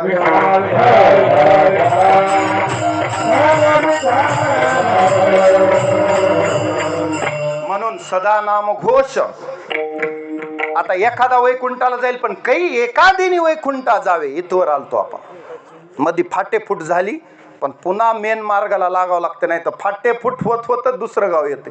निघालता महागावला आणि गेला निळ्याला, नाही तर तिकडं जुन्या निळ्यात. मधले फाटे काय माहित आहेत का? कळगावला गेला, मूळ ह्याच्यावर पुन्हा यावं लागते, गाडी फिरवावं लागते.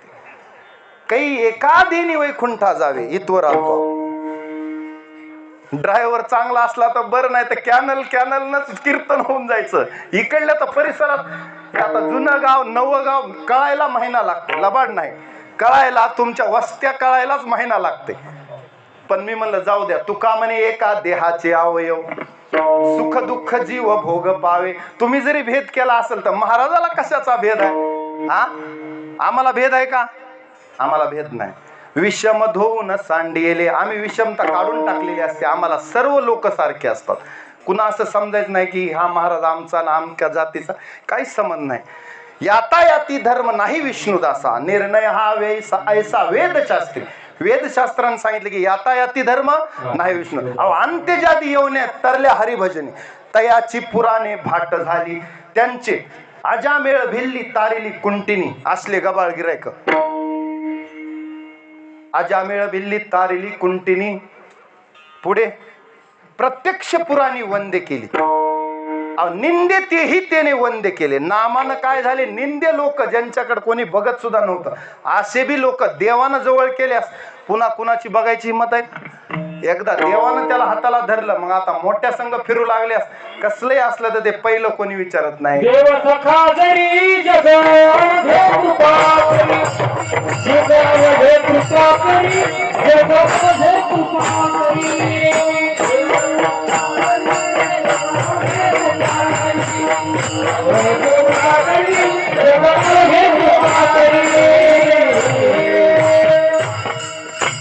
देव सखा जरी, वा, जग अवघे कृपा करी.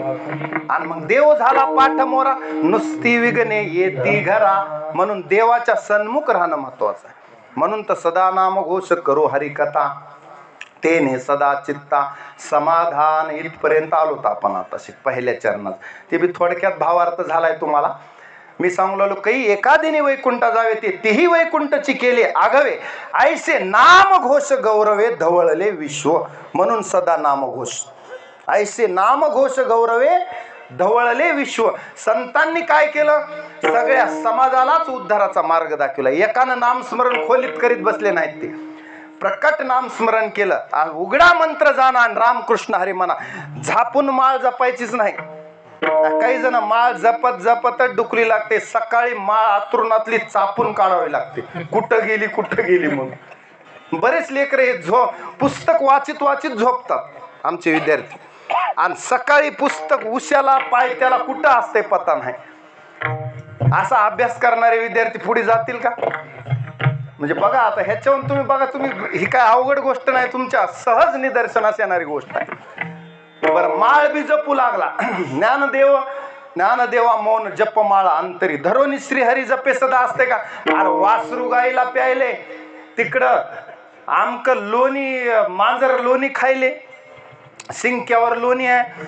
ही बाई पंढरपूरला बी चालली. कोण? अहो ही आवा चाललेली पंढरपुरा, पण लक्ष कुठं आहे तिथं? आवा म्हणजे तुम्ही असं म्हणू नका, तुम्हाला काय निंदे शब्द नाही, तो अभंगातच आलेला. आवा म्हणजे बाई असा शब्द आहे. आवा चालली पंढरपुरा एक अभंगच आहे. नाही तर बाया म्हणतील आम्हाला काय, महिलांचा मी सन्मानच करणारा महाराज आहे. कारण महिला ह्या अर्ध नारी नटेश्वर आहे. महादेवानंच तुम्हाला अर्ध अंग दिले, तुमच्याशिवाय ह्यांचं काहीच खरं नाही. भाकरच नाही घरी, इथून सुरुवात आहे. काय खरं? कोणी म्हणावं बायकोशिवाय आपलं काय खरं आहे? एकाचही नाही खरं. ती अर्धांगिनी आहे. महादेवानं सांगितलं ती अर्धांगिनी आहे. यत्र नारेस्तु पूज्यन्ते रमन्ते तत्र देवता.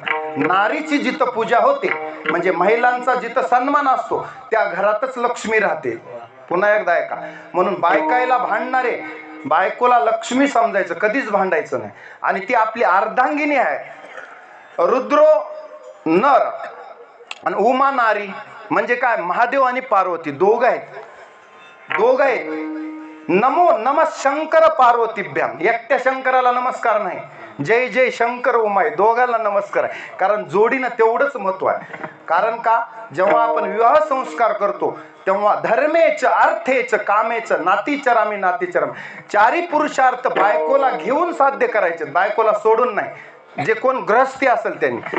खरंच एखादा महात्मा विरक्त आहे, ब्रह्मचर्य आहे, त्याला असला कुठानच नाही की ते नामान्य राहा. गाव जेले हनुमान बहार, त्याला असले बोरायचं लेकर बाळा कुठाना नाही ना. पण आपण संसारिक माणसं आहे आणि आपल्याला प्रपंच करत करतच परमार्थ करायचा. घरी नीट आपण वागलो की तिथं अर्धा परमार्थ होऊन जातो घरी आपल्या. बरं, कामामध्ये काम काही मना राम राम अवघड आहे का? भाकर भाजी करायल्यात महिला, उगा अन्नपूर्णा स्तोत्र म्हणायचं. भिक्षांदेही कृपावलंबन करी माता अन्नपूर्णेश्वरी. काय अवघड आहे? बरं, ते जमानात रामकृष्ण हरी काय अवघड आहे? कोणताही मंत्र म्हणा, ओम नमः शिवाय म्हणा, श्री शिवाय नमस्तुभ्य म्हणा, तुमच्या आवडीचा मंत्र म्हणा, काय अडचण?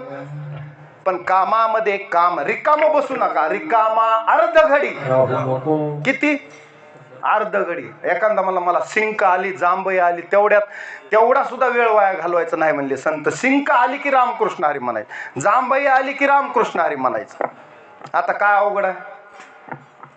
कामामध्ये काम काही म्हणा राम राम म्हणून सदा नामघोष.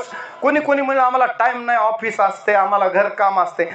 मोकळ्या टाइमात काय अवघड आहे? नामाला आंघोळ करायची तोंड धुवायची सुद्धा गरज नाही.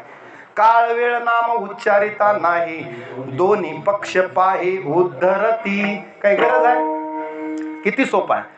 एवढं सोपं नाम चिंतन, पण सर्वत्र दुर्लभ विरळा जाणे. मग अडचण कुठं आहे, घोडं कुठं पेंड खायलंय हे शोधायचं. विठाला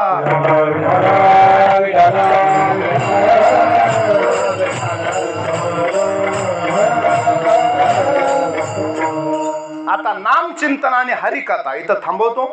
केल्यास आम्हाला काय फायदा होईल अभंगाचं दुसरं.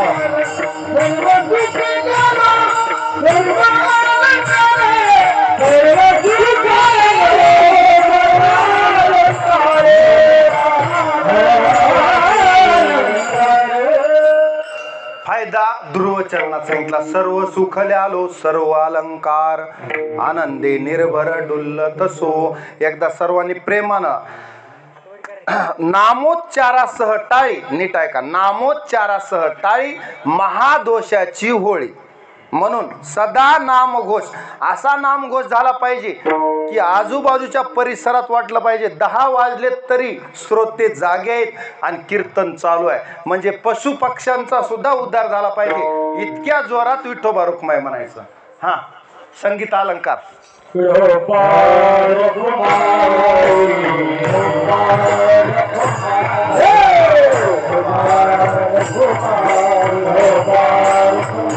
अरे मुखे म्हणा.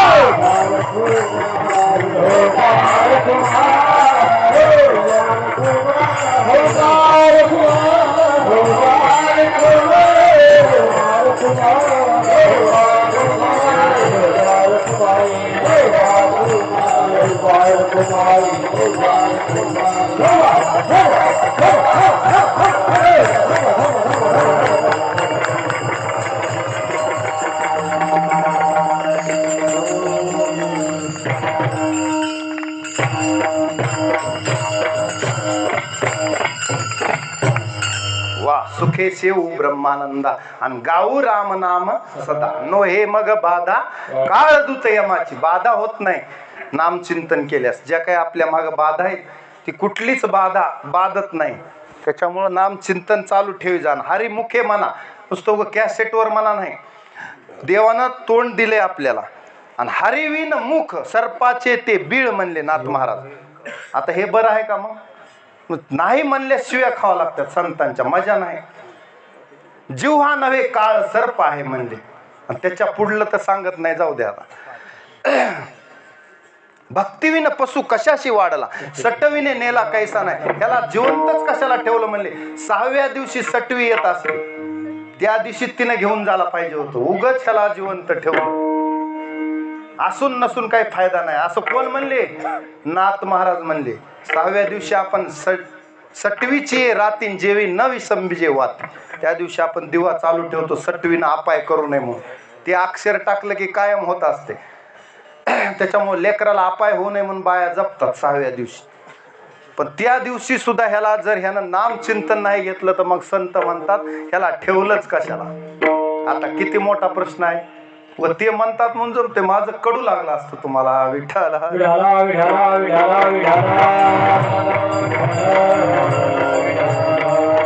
बरं आता सर्व सुख ल्यालो म्हणले तुकोबरा, मला सगळे सुख मिळाले. कोणीच म्हणत नाही जगी सर्व सुखी असा कोण आहे. आणि तुकोबरा म्हणतात मला सर्व सुख ल्यालो सर्व अलंकार आनंदे निर्भर डुल्लत असो. एवढा आनंद कसा प्राप्त झाला बाबा? त्याचं उत्तर सुखाचे व्यवहारी सुख लाभ झाला. सुखाचे व्यवहारी सुख लाभ झाला. सुखाचे व्यवहारी सुख लाभ झाला. सुखाचे व्यवहारी सुख लाभ झाला. कोणता मागे पुढे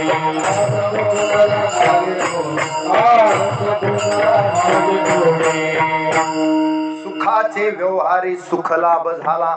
आम्ही परमार्थाचा व्यवहारच असा केला नामचिंतनाचा. तुझे नामाचा व्यवहार नरहरी सोनार म्हणतात बघा, देवा तुझा मी सोनार तुझे नामाचा व्यवहार. तुझ्या नामाचाच व्यवहार केला आम्ही. देह बागेसरी जाणे अंतरात्मा नाम सोने. हे नरहरी सोनार म्हणून तर नरहरी सोनारा घडू फुंकू लागे. देव रिकाम आहे का कुणाची काम करायला? सगळ्या भक्तांचे काम केली त्यानं. जन जन नाम चिंतन केलं, त्याचं काम बाकी राहिलं असं कोणीच नाही. अभंग वाचून घ्या. उंच नीच काही नेने भगवंत तिष्ठे भाव भक्ती देखून या. दासी पुत्र कन्या फास्ट सांगतो. विदुराच्या भक्षी दैत्या घरी रक्षी प्रल्हादासी. चर्म रंगू लागे रोहिदासा संगे कबीराचे मागे सेलेविनी. सज्जन कसाया विकू लागे मांस माळ्या सावत्यास खुरपू लागे. आता अशी यादी एवढी मोठी आहे. लाख्या कोलाट्याचा ढोल पिटी मीराबाईसाठी घेतो विष प्याला. नामयाची जनी सवेवेची शेणी. आता एवढ्या भक्ताय संग एवढे काम का केले? सदा नाम घोष करू हरिकथा. त्यांच्या तोंडात सतत नाम चिंतन आणि मुखाना हरिकथा हरीचं वर्णन. त्याच्यामुळं देव त्यांच्या घरीच राहिला. 36 वर्ष श्रीखंड्या रूपानं नाथांच्या घरी पाणी भरलं.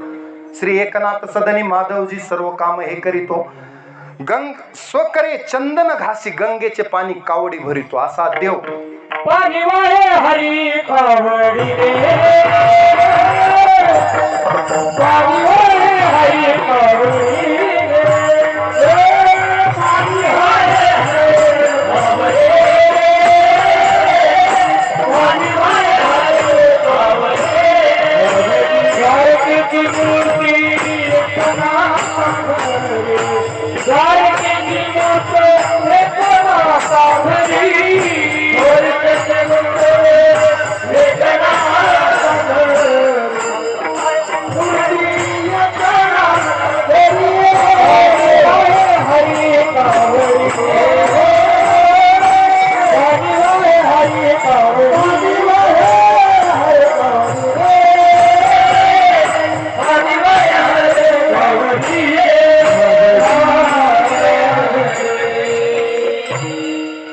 द्वारकेची मूर्ती एकनाथा घरी पाणी वाहे हरी कावडीने घ्या प्रमाण. असा देव सगळ्या संतांच्या घरी राहिला. त्यांच्या घरी सुखाला काय कमी आहे? अहो त्याला वैकुंठात करमना म्हणूनच तिथे येऊन राहिला. ज्या सुखा कारणे देव आणि वैकुंठ सोडून कुठं आला? संत सदनी राहिला. त्याचं कारण इथं सदा नाम घोष हरिकथा आहे. म्हणून सर्व सुखले आलो सर्व अलंकार. आता नाथांच्या घरी सुखाला काय कमी आहे? आनंदे निर्भर डुल्लत सो. आता असा आनंद नाथांच्या घरी आहे, तुकोबरायच्या घरी आहे. ह्या संतांनी वस्तुनिष्ठ आनंद बघितला नाही. मला फ्रीज आहे का, मला कूलर आहे का, फॅन आहे का, किंवा आमकं असेल तरच मी सुखी, मला कार असेल तरच मी सुखी. हा मर्सिडीज मध्ये फिरावं वाटते माणसाला, मला विमानानं फिरायला भेटलं तरच मी सुखी. असं त्यांचं वस्तुनिष्ठ सुख नाही. तुम्ही म्हणाल सुखाचे व्यवहारी, त्यांचा हा व्यवहार नाही. जसं देवानं ठेवलं तसं राहायचं संसारात. ते बाकी भानगडीत पडले नाहीत. त्याला विमानात बसवायचं असेल एक दिवस निश्चित बसवी. त्याला जर एखाद्या वेळी मला कधी घोड्यावर बसवील कधी पायी चालवेल, त्याचा असा खेळ आहे.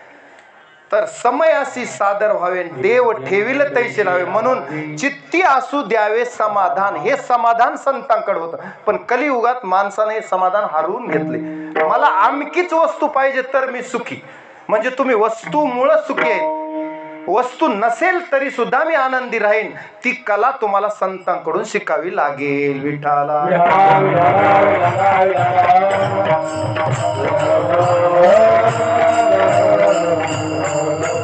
आता वेळ झालाय. पुढचे फक्त 2 चरणाचा मी अर्थ सांगतो, आता गाऊ नका. तुकोबारा 3ऱ्या चरणात म्हणतात, असो ऐसा कोठे आठवची नाही, देही चवी देही भोगू दशा.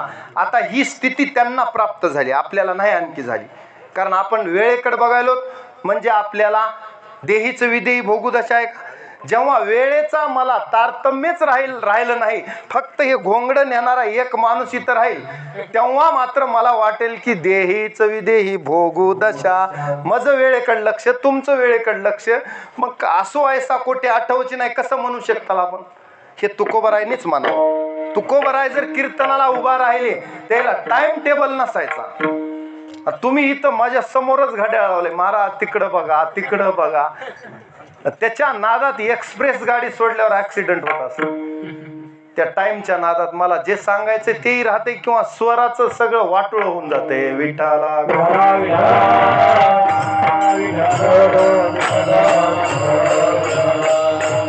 म्हणून आपण म्हणू शकत नाही. तुकोबराय म्हणतात, आसो ऐसा कोठे आठवची नाही, देही चवी देही भोगू दशा. हा 100 रुपयाची पावशेरी ज्यानं मारली ते म्हणू शकते बघा, ते गटारात बी लोळते, देही चवी देही भोगू दशा. असो ऐसा कोठे आठवची नाही, दुसऱ्यानं उचलून घरी न्यावं लागते. त्याला आठवण राहत नाही मी गटारात आहे का आणि आमक्या ठिकाणी आहे का. कधी होते ही अवस्था? 90 मारल्यास होते की नाही अशी अवस्था? 2 माणसं त्या ह्याला गेले आग्र्याला, तिथं दारू फुल पेलेत आणि ताजमहाल बघायलेत. आता म्हणले असला ताजमहाल महागावात दिसना झालाय म्हणले. ते दुसरा म्हणला, अरे आपण ह्याला ढकलीत तर नेऊ गावात, चल तू काढ कपडे मी काढतो कपडे, जोर लगा की. दोघांनी कपडे काढून तिथं ठेवले आणि ताजमहाल ढकलायला लागले. फुल नशेमध्ये. असो ऐसा कोठे आठवची नाही, देही चवी देही भोगू दशा. आणि मग थोड्या वेळानं घामाघूम झालेत, फुल नशा ती चढले. मधली ती बया काय शांत बसू देते का? ती फुल चढल्यावर तर मग तर काय बघायचं काम नाही, तार धरू लागले असा. आणि मग हे म्हणला, अरे आलं आपलं महागाव, आता लोक आपला सत्कार करतील, ताजमहाल महागावात आणला म्हणून 2 पट्ट्या. आणि चल म्हणले कपडे घालून सत्काराला तयार आहे. कपडे बघायलेत तर कपडेच नाही, तोपर्यंत एका चोरानं कपडे घेऊन गेला होता. ते दुसऱ्याने एक कानपडात लागले, म्हणजे कपडे इथं कुठून येतील, कपडे राहिले आग्र्यात आणि आपण आलोत महागावात. कशाचे कपडे म्हणला, म्हणजे ही देही चवी देही भोगू दशा. विठ्ठला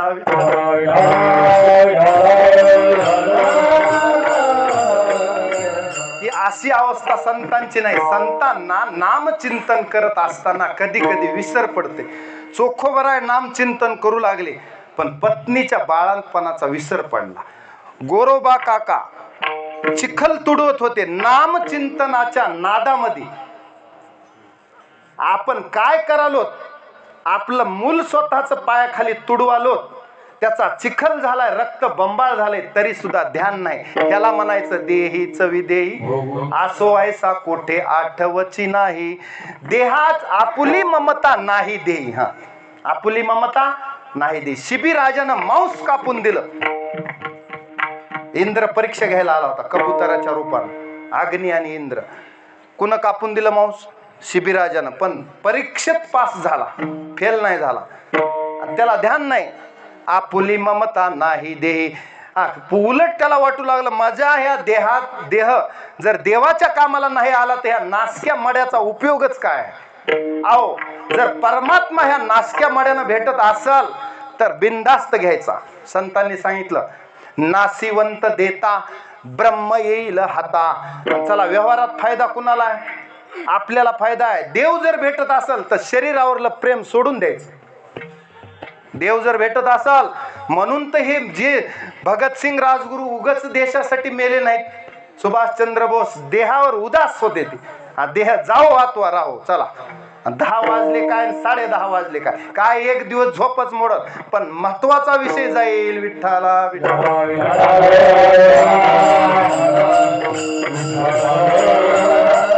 म्हणून असले संत महात्मे फक्कड असतात, त्यांना या देहाचं घेणं नसते.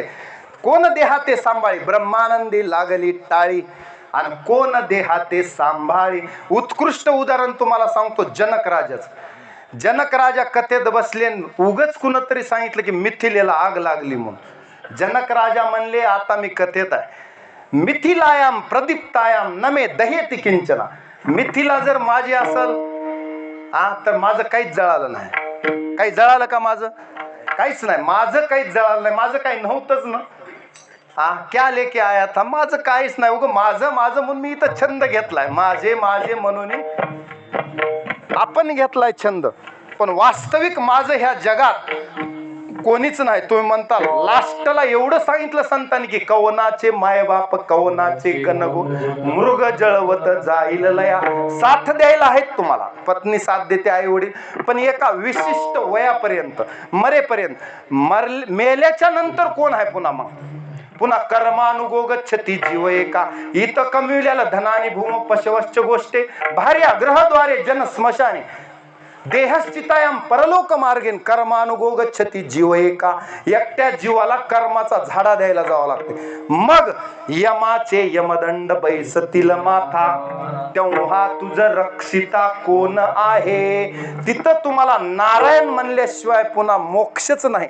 नाहीतर दंडे खावा लागतात यमाचे. मारी ती तोडी ती झोडी ती.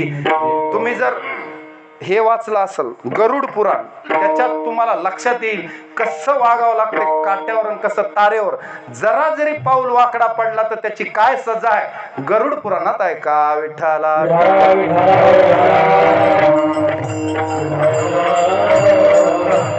असो ऐसा कोठे आठवची नाही, देहीच विदेही भोगू दशा. आता असे अनेक महात्मे होऊन गेले आणि त्यांनी हे ऐकलं. एक महात्मा असा झाला, तुम्हाला मी सांगणार होतो कोणता? परीक्षितीचा मुलगा जन्मेजय आता एकटाच राहिला. परीक्षितीचं गर्भात रक्षण केलं होतं देवानं, हे लक्षात ठेवा. अश्वत्थाम्यानं ब्रह्मास्त्र सोडलं उत्तरेच्या गर्भावर, देवानं त्याचं रक्षण केलं. पांडवाचा एवढाच बीज शिल्लक आहे, वंशच खंड होणार होता पण शिल्लक राहिला. आणि परीक्षितीचा मुलगा पुढे जन्मेजय, त्यानं म्हणलं आपल्या बापाला तक्षकानं मारले ना, आपण सर्पयज्ञ करू.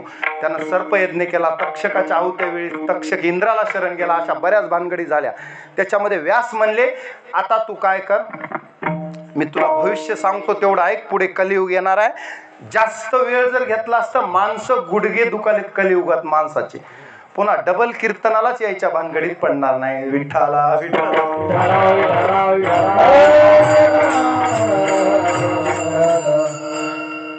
एक सांगतो म्हणले, तू आता तुझ्या तबेल्यात जेवढे घोडे आहेत ते कुठलाच घोडा काढायचा नाही, कुठंच फिरायला जायचं नाही, कोणी बाई भेटली तिला बोलायचं नाही.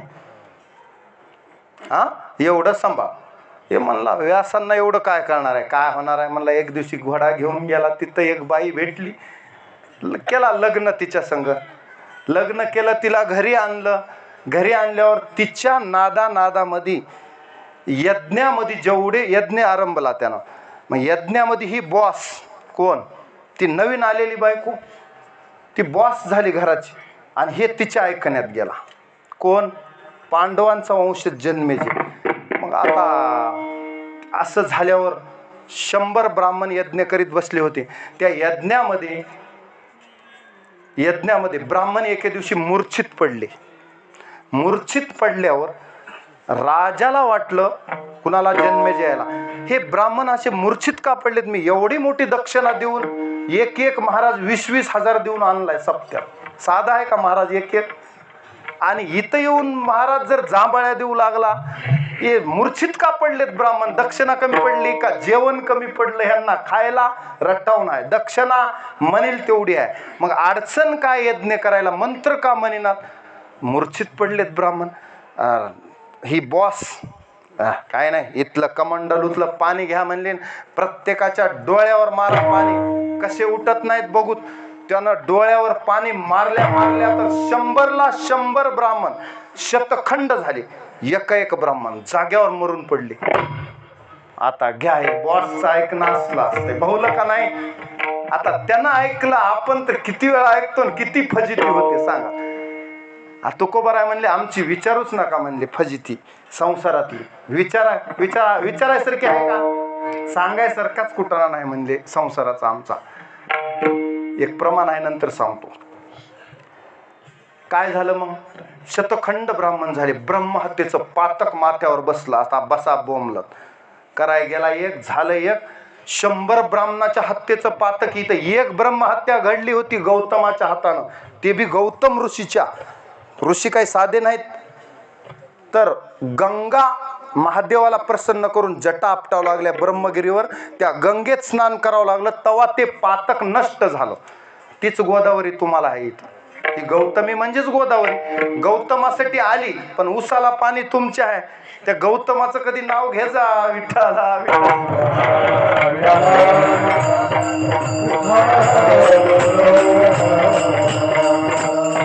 आता म्हणले एक ब्राह्मणाचं पातक घालाय त्याला गंगा आणावं लागली. त्या भगीरथाला बी 4 पिढ्या तप करून गंगा आणली होती त्या सगर पुत्राचा उद्धार करायला. त्याला 100 विघ्न जन्नू राजाच्या मंडपात जाणं ते कपिल मुनीचा शाप झालता. मग आता असला कुटाणा झाल्यास कसलाही माणूस घाबरून जाते की नाही? घाबरून गेला. मग व्यासांना शरण गेला. तुम्ही म्हणला होतात बाईच्या नादाला लागू नको, मी लागलो आणि तिचं ऐकलं. बरं आता झालाय कुटाणा कसा बी, पण कोणत्याही कुटाण्यात वकिलाकडे जा गेल्यास काहीतरी राय निघल म्हणून माणूस पुन्हा सुटण्याचाच प्रयत्न करील ना. हे का वकील साहेब 10,000ची 20,000 फीस घ्या, पण एवढ्या गुन्ह्यातून मला कसंही वाचवा. मग व्यास म्हणले वाचतो, तुला काय करावं लागल? माझे शिष्य आहेत वंशम पायन. त्या वंशम पायनाकडे जाऊन महाभारत कथा लाव, ती कथा ऐक. त्या कथेमध्ये 18 पर्व आहेत. किती पर्व? 18. ते 18 पर्व ऐकल्यास हे तुझे 18 ब्राह्मण, 100 ब्राह्मण नाही, सॉरी चुकून म्हणलो मी, 18 ब्राह्मण होते. शतखंड झाले म्हणायचं ते, मी 100 म्हणलो का बोलत 18 ब्राह्मण होते. किती ब्राह्मण होते? 18. दुरुस्ती करून घ्या, प्रिंट मिस्टेक होते एखादी ही अशा फास्ट मध्ये. आता 18 पर्व तू ऐकल्यावर मग तुझं हे पातक जाईल.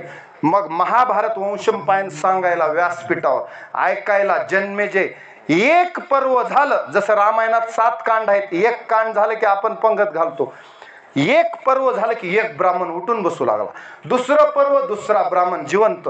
असे 18 ब्राह्मण जिवंत झाले. ही हरिकथेची ताकद आहे. विठ्ठला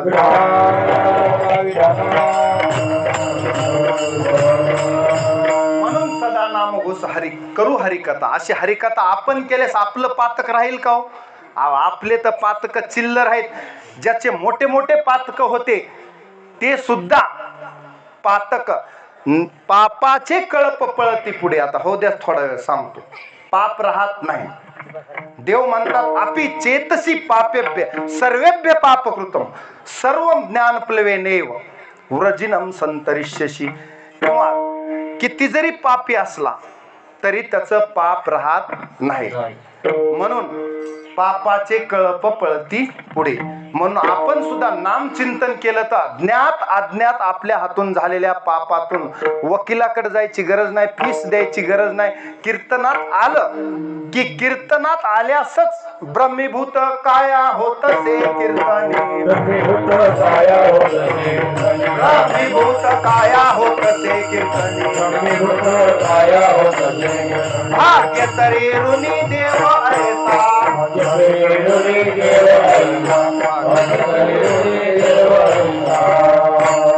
पापत जातात देव आपला ऋणी होतो. देवावर आपलं ऋण होतं. तुकोबराय देवापाशी गेले की देव खाली मान, कारण देणेकरी होता, त्याच्यावर ऋण होतं. 4 जन्मापासून सेवा केली ती. त्रेतायुगात प्रल्हाद, सत्ययुगात प्रल्हाद, त्रेतायुगात अंगद, द्वापार युगात उद्धव, कलियुगात नामदेव आणि पुढेच जगद्गुरु तुका अवतार नामयाचा संप्रदाय सकळाचा येथोनिया असा 4 युगाचा भक्त नामा उभा कीर्तन. नामदेवराय तुकोबराय यांनी 4-4 5-5 जन्म भजन केले. नवे जे जे झाले अवतार तुका त्यांचे बरोबर.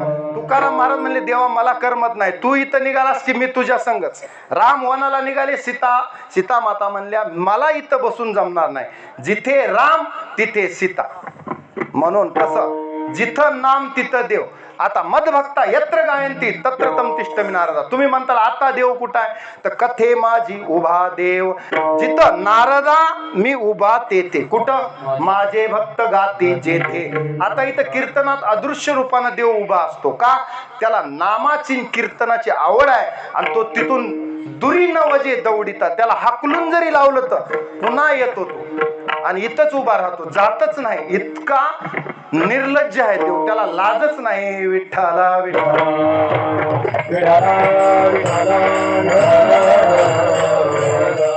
आता म्हणत नाही, फक्त थोडक्यात शेवटचं सांगतो. मग अशी आमची अवस्था झाल्यावर आता आम्ही जे बी कर्म आलं, आता आमच्या लक्षात आलं की देवा कर्मही कसे करायचे संसारात राहून. करता मी नाही असं समजायचं आणि कर्म करायचं. नीट बघा, त्याला ब्रह्मार्पण कर्म म्हणायचं. मी हे कर्म केलं, आता मी ही कीर्तन रूपी सेवा केली आणि देवाला समर्पित केली. हे वाक्पुष्प, ती वाकडी का नीट देव जाणे, त्याच्यातल्या चुका ते देव बघल. मला घेणं नाही का, किंबहुना तुमचे केले धर्म कीर्तन हे सिद्धी नेले, येत माझे जी उरले पायक पान. पायाच्या प्रसादे काही बोलिलो विनोदे, मज क्षमा करणे संती, नो हे अंगभूत युक्ती. बरं, तुम्ही म्हणाल आम्हाला लय मोठा उपदेश केला. नो हे हा उपदेश तुमचे बडबडिलो शेष, तुमचे कृपेचे पोषणे जन्मोजन्मी. म्हणून वक्त्या नाही असं समजायचं नाही की मी खूप ज्ञानी मिले लोकांना उपदेश करतो. मी उपदेशकच नाही, संतांचा सेवक आहे. आणि ग्रंथात जे सांगितलं ते तुमच्यापर्यंत देवाचा मेसेज ॲज इट इज. भगवद्गीतेत जे सांगितलं, रामायणात, महाभारतात, वेदात, उपनिषदात, हे तुमच्यापर्यंत गेलं पाहिजे.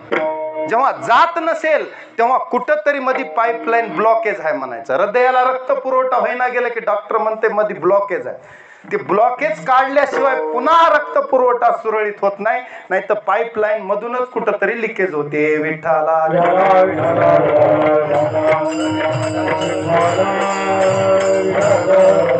म्हणून आता तुका म्हणे घालू तयावरी भार, वाहू हा संसार देवा पाय. देवा आता आम्ही जे बी परमार्थ गेला, लाभ आणि तुटी देव जाणे. आम्ही लाभही बघणार नाही, काय घडेल ते घडूया शेवटी.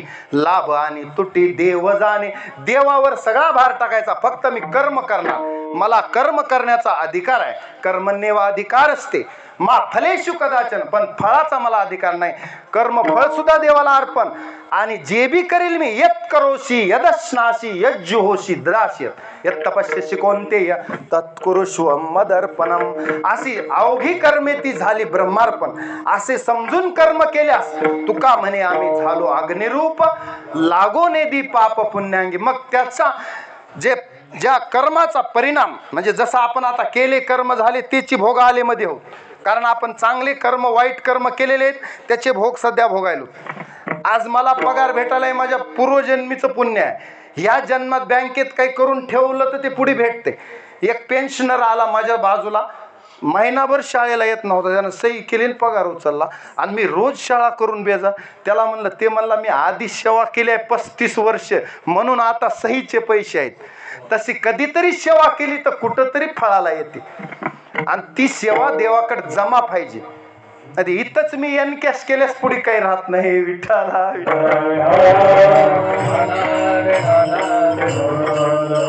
एक चेक दोनदा वटविल का बँक, एकदा वटविला विषय मिटला. तसा खेळ. म्हणून तिळ तिळ पुण्य साचा पडे, तरी हे बहुता जन्मी जोडे. नाम तुझे वाचेशी आतुडे, समागम घडे संतांचा. हे जरा असं अंतरंगातून कीर्तन ऐकायची सवय लावा, तर काही कीर्तनात सुधारणा होईल. मला वाटते सध्या कीर्तनाचा आत्ताचा व्यावसायिक स्वरूप बघून मला वाटते स्वतःला, आणि मी स्वतःपासून तरी सुरुवात करू शकतो एवढं मला लक्षात आलं. इतरांचा मी मालक आहे का? इतरांचा मी मालक नाही, पण कमीत कमी आपण तरी योग्य ट्रॅकनं आपली गाडी चालवावी एवढं तर मला कळते. विठ्ठला.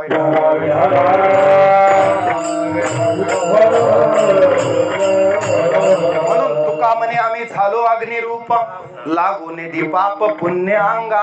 अग्नीला पाप पुण्य नाही. अग्नी वलई जाळते, वाळ्यालाही जाळते, अग्नीत काही जळतं. अग्नीला काय घेणं नाही. अग्नी म्हणजे कसं आहे, देवाचं मुख आहे. आपल्याला समजा नैवेद्य बी अर्पण करायचं तर अग्नीत टाकायचं, आहुती दिली की ती देवापर्यंत जात असते. अग्नी म्हणजे देवाचं मुख आहे. आपला नैवेद्य देवापर्यंत पोहोचविणारा मधला पोस्टमॅन म्हणजे कोण आहे? अग्नी आहे. मग अग्नीला बाकी काही घेणं नाही. तुम्ही श्रद्धेनं अर्पण केलं ते ज्याच्या नावानं तुम्ही अर्पण केलं त्याच्यापर्यंत पोहोचवण्याची मात्र जबाबदारी अग्नीची आहे. म्हणून असा अग्नी आपल्याला, अग्नी कसा आहे, उपकारक आहे. पण अग्नीच्या जवळ बसलं तर उब देतो, आणि जर अग्नीत उडी टाकली तर मग तो जाळतो. म्हणून आपण सुद्धा अग्नीपासून, अग्निदेवाची कृतज्ञता ठेवली पाहिजे. म्हणून पूर्वीच्या बाया एकदा जर भाकर करताना थोडंसं एवढं चिपट का होईना अग्नीला अर्पण करीत होत्या, असं मी लहानपणी बघितलेलं माझ्या आईचं. आता काय मला माहित नाही, पण आता हे सगळ्या बॉयकटवाले आले तर यांना ग्रंथच माहित नाही, बाकीचा कुठं ना काय माहित असं. विठ्ठला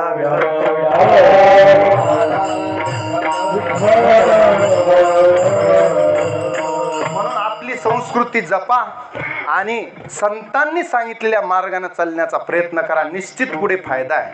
संतांच्या वचनावर विश्वास ठेवा. देवानं जे सांगितले भगवद्गीतेत त्यानुसार आपलं जीवनात त्याचा उपदेश देवाचा आचरणात आणा आणि या परमार्थ मार्गामध्ये सतत चालण्याचा प्रयत्न करा.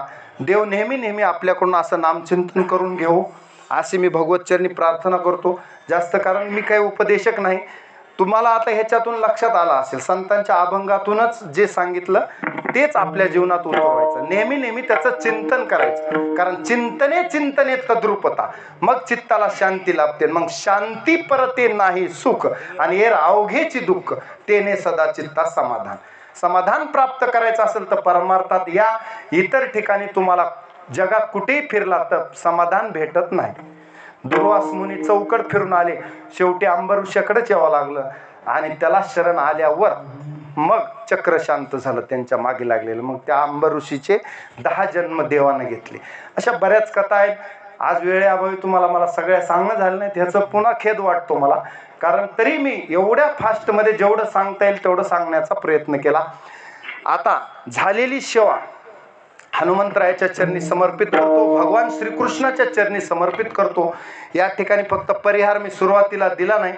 या गावकऱ्यांनी मला आज या ठिकाणी सेवेची संधी दिली, हे मी माझं परम भाग्य समजतो. भगवंताला कदाचित आज दुसऱ्या दिवसाची सेवा माझ्याकडून घ्यायची असेल, निमित्त मात्र भव सव्यसाची. अर्जुनाला देव म्हणले तू मारलास तरच हे कौरव मरणार आहेत असं समजू नको, तू निमित्त आहेस, हे आधीच मेलेले आहेत, किंबहुना मी यांचं काय करायचं पाहिजे, तुला निमित्त व्हायचं असेल तर हो, आयती संधी आली तुला, गंगा जवळ आले, नाहून निघ.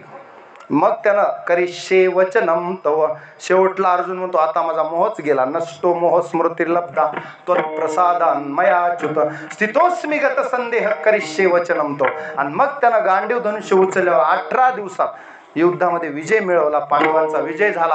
त्याचं सुद्धा कारण पहा, ते पांडव अखंड वनवासी परित्या देवाशी आठविती. कारण द्वारकेचा राणा पांडवा घरी, देवच त्यांच्या घरी होता, सुखाला काय कमी आहे, सर्व सुखले आलो सर्व अलंकार. सगळ्या संकटात रक्षण करायला देव अर्जुनाच्या मागे पुढे उभा राहे सांभाळीत. कशाला त्याला असलं पोरग बिघडून जात असते जास्त लाडाचं. देवाचा अति लाडका अर्जुन, म्हणील ती इच्छा, बायकोची इच्छा धरली सुद्धा पुढे, स्वतःची भगिनी तो संन्यासी होऊनी जनी, असले लाड कोणी करील, चोरोनी नेली माझी भगिनी. हे काय लाड आहेत का? मला तर कधी कधी वाटतं जास्तच लाड केलाय देवानं अर्जुनाचा. आणि पुन्हा पांडवानाम धनंजया, हे सगळं घडलंय फक्त त्याचं मूळ कारण आहे रोमातून कृष्ण, आणि कृष्णाला समर्पण होतं, सगळी शक्तीच कृष्णाच्या कार्यात समर्पित होती. जेवढेही शस्त्रास्त्र अर्जुनानं मिळविले पाशुपतास्त्र सहित, ते सगळेच देवाच्या पायी समर्पित केले. म्हणजे ह्याला म्हणायचं अनन्य भावानं शरण गेला अर्जुन. मग त्याची सगळीच जबाबदारी, त्याचे लाड पूर्वीना असल, जसं एकदा सासऱ्यानं पोरगी दिली, जवाई गुतला सासरा सुटला, आता तिला काकन चोळीन साडीन आमकन तमकन तिला फिरायला न्यायचं, हे सगळं जवयाचं. सासऱ्याची आता काही जबाबदारी आहे का? काहीच नाही. तसं देवानं स्वतःवर सगळी जबाबदारी घेतल्या, सर्व सुखले आलो. हे असले पोरं पांडव देवानं आपले निमित्त केले भगवत कार्यामध्ये, आणि देव त्यांच्या घरी नांद लाव, द्वारकेचा राणा पांडवा घरी. असा उठा उठी करी स्मरणाचा धावा, धरवत देवा नाही धीर. कसल्या बी संकटात रक्षण केलं. ही नामाची ताकद आहे, हे लक्षात घ्या. आणखी किती नामाचं महात्म्य सांगल तेवढं कमी आहे. कारण एका ठिकाणी पुष्पदंत कवी म्हणतो, देवा तुझं वर्णन किती करू, आता बस म्हणतो.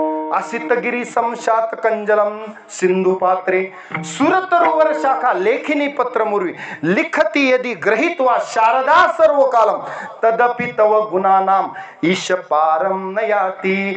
सर्व काळ शारदा जरी लिहित बसली कल्पवृक्षाच्या लेखनीनं, तरी तुझं गुणवर्णन होणार नाही. ते मुंजादेव महाराजाला होईल का? विठ्ठला.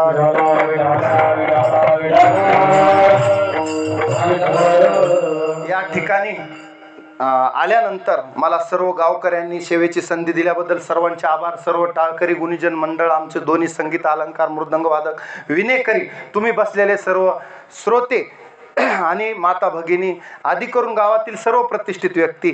त्याच्यानंतर आज मी ज्यांच्या इथं जेवण केलं ते माझ्यासोबत आलेले रमेशराव सूर्यवंशी, आपल्या नेळ्याचे सरपंच. नेहमीच मी जुन्या गावात सुद्धा कीर्तनाला 2 वर्षापूर्वी 2दा-3दा आलेलो आहे. त्यांच्यामुळं हा योग आला. यावर्षी महागावात आल्यामुळं योग हा योग आला.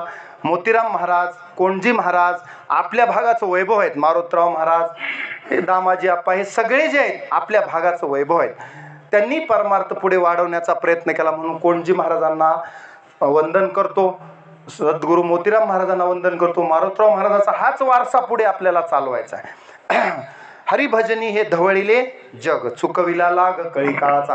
अशा संत वृंदांच्या पदस्पर्शानं पावनभूमी तिथं सेवा झाली. गोदाकाठी सेवा आहे, गोदातटी निर्मळे, देवदेवतांची रावळी आणि संत महंत मेळे, दिवस जाय सुखाचा. अशा या ठिकाणी सेवा झाली. या ठिकाणी सेवेला पूर्णविराम देतो. कुणाचाही नामोल्लेख न करता सर्वांनी मला या ठिकाणी प्रेमाखातर संधी दिली आणि देवानं जशी वाकडी सेवा करून घेतली ती गोड मानून घ्यावी अशी मी भगवान श्रीकृष्णाला प्रार्थना करतो आणि सेवेला या ठिकाणी पूर्णविराम देतो. ज्ञानेश्वर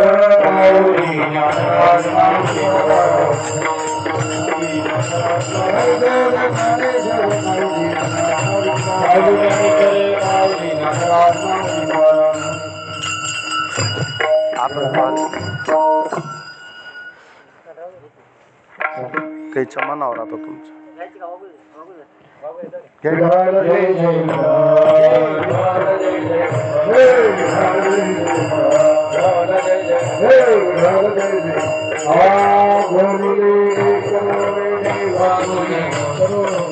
क्षमा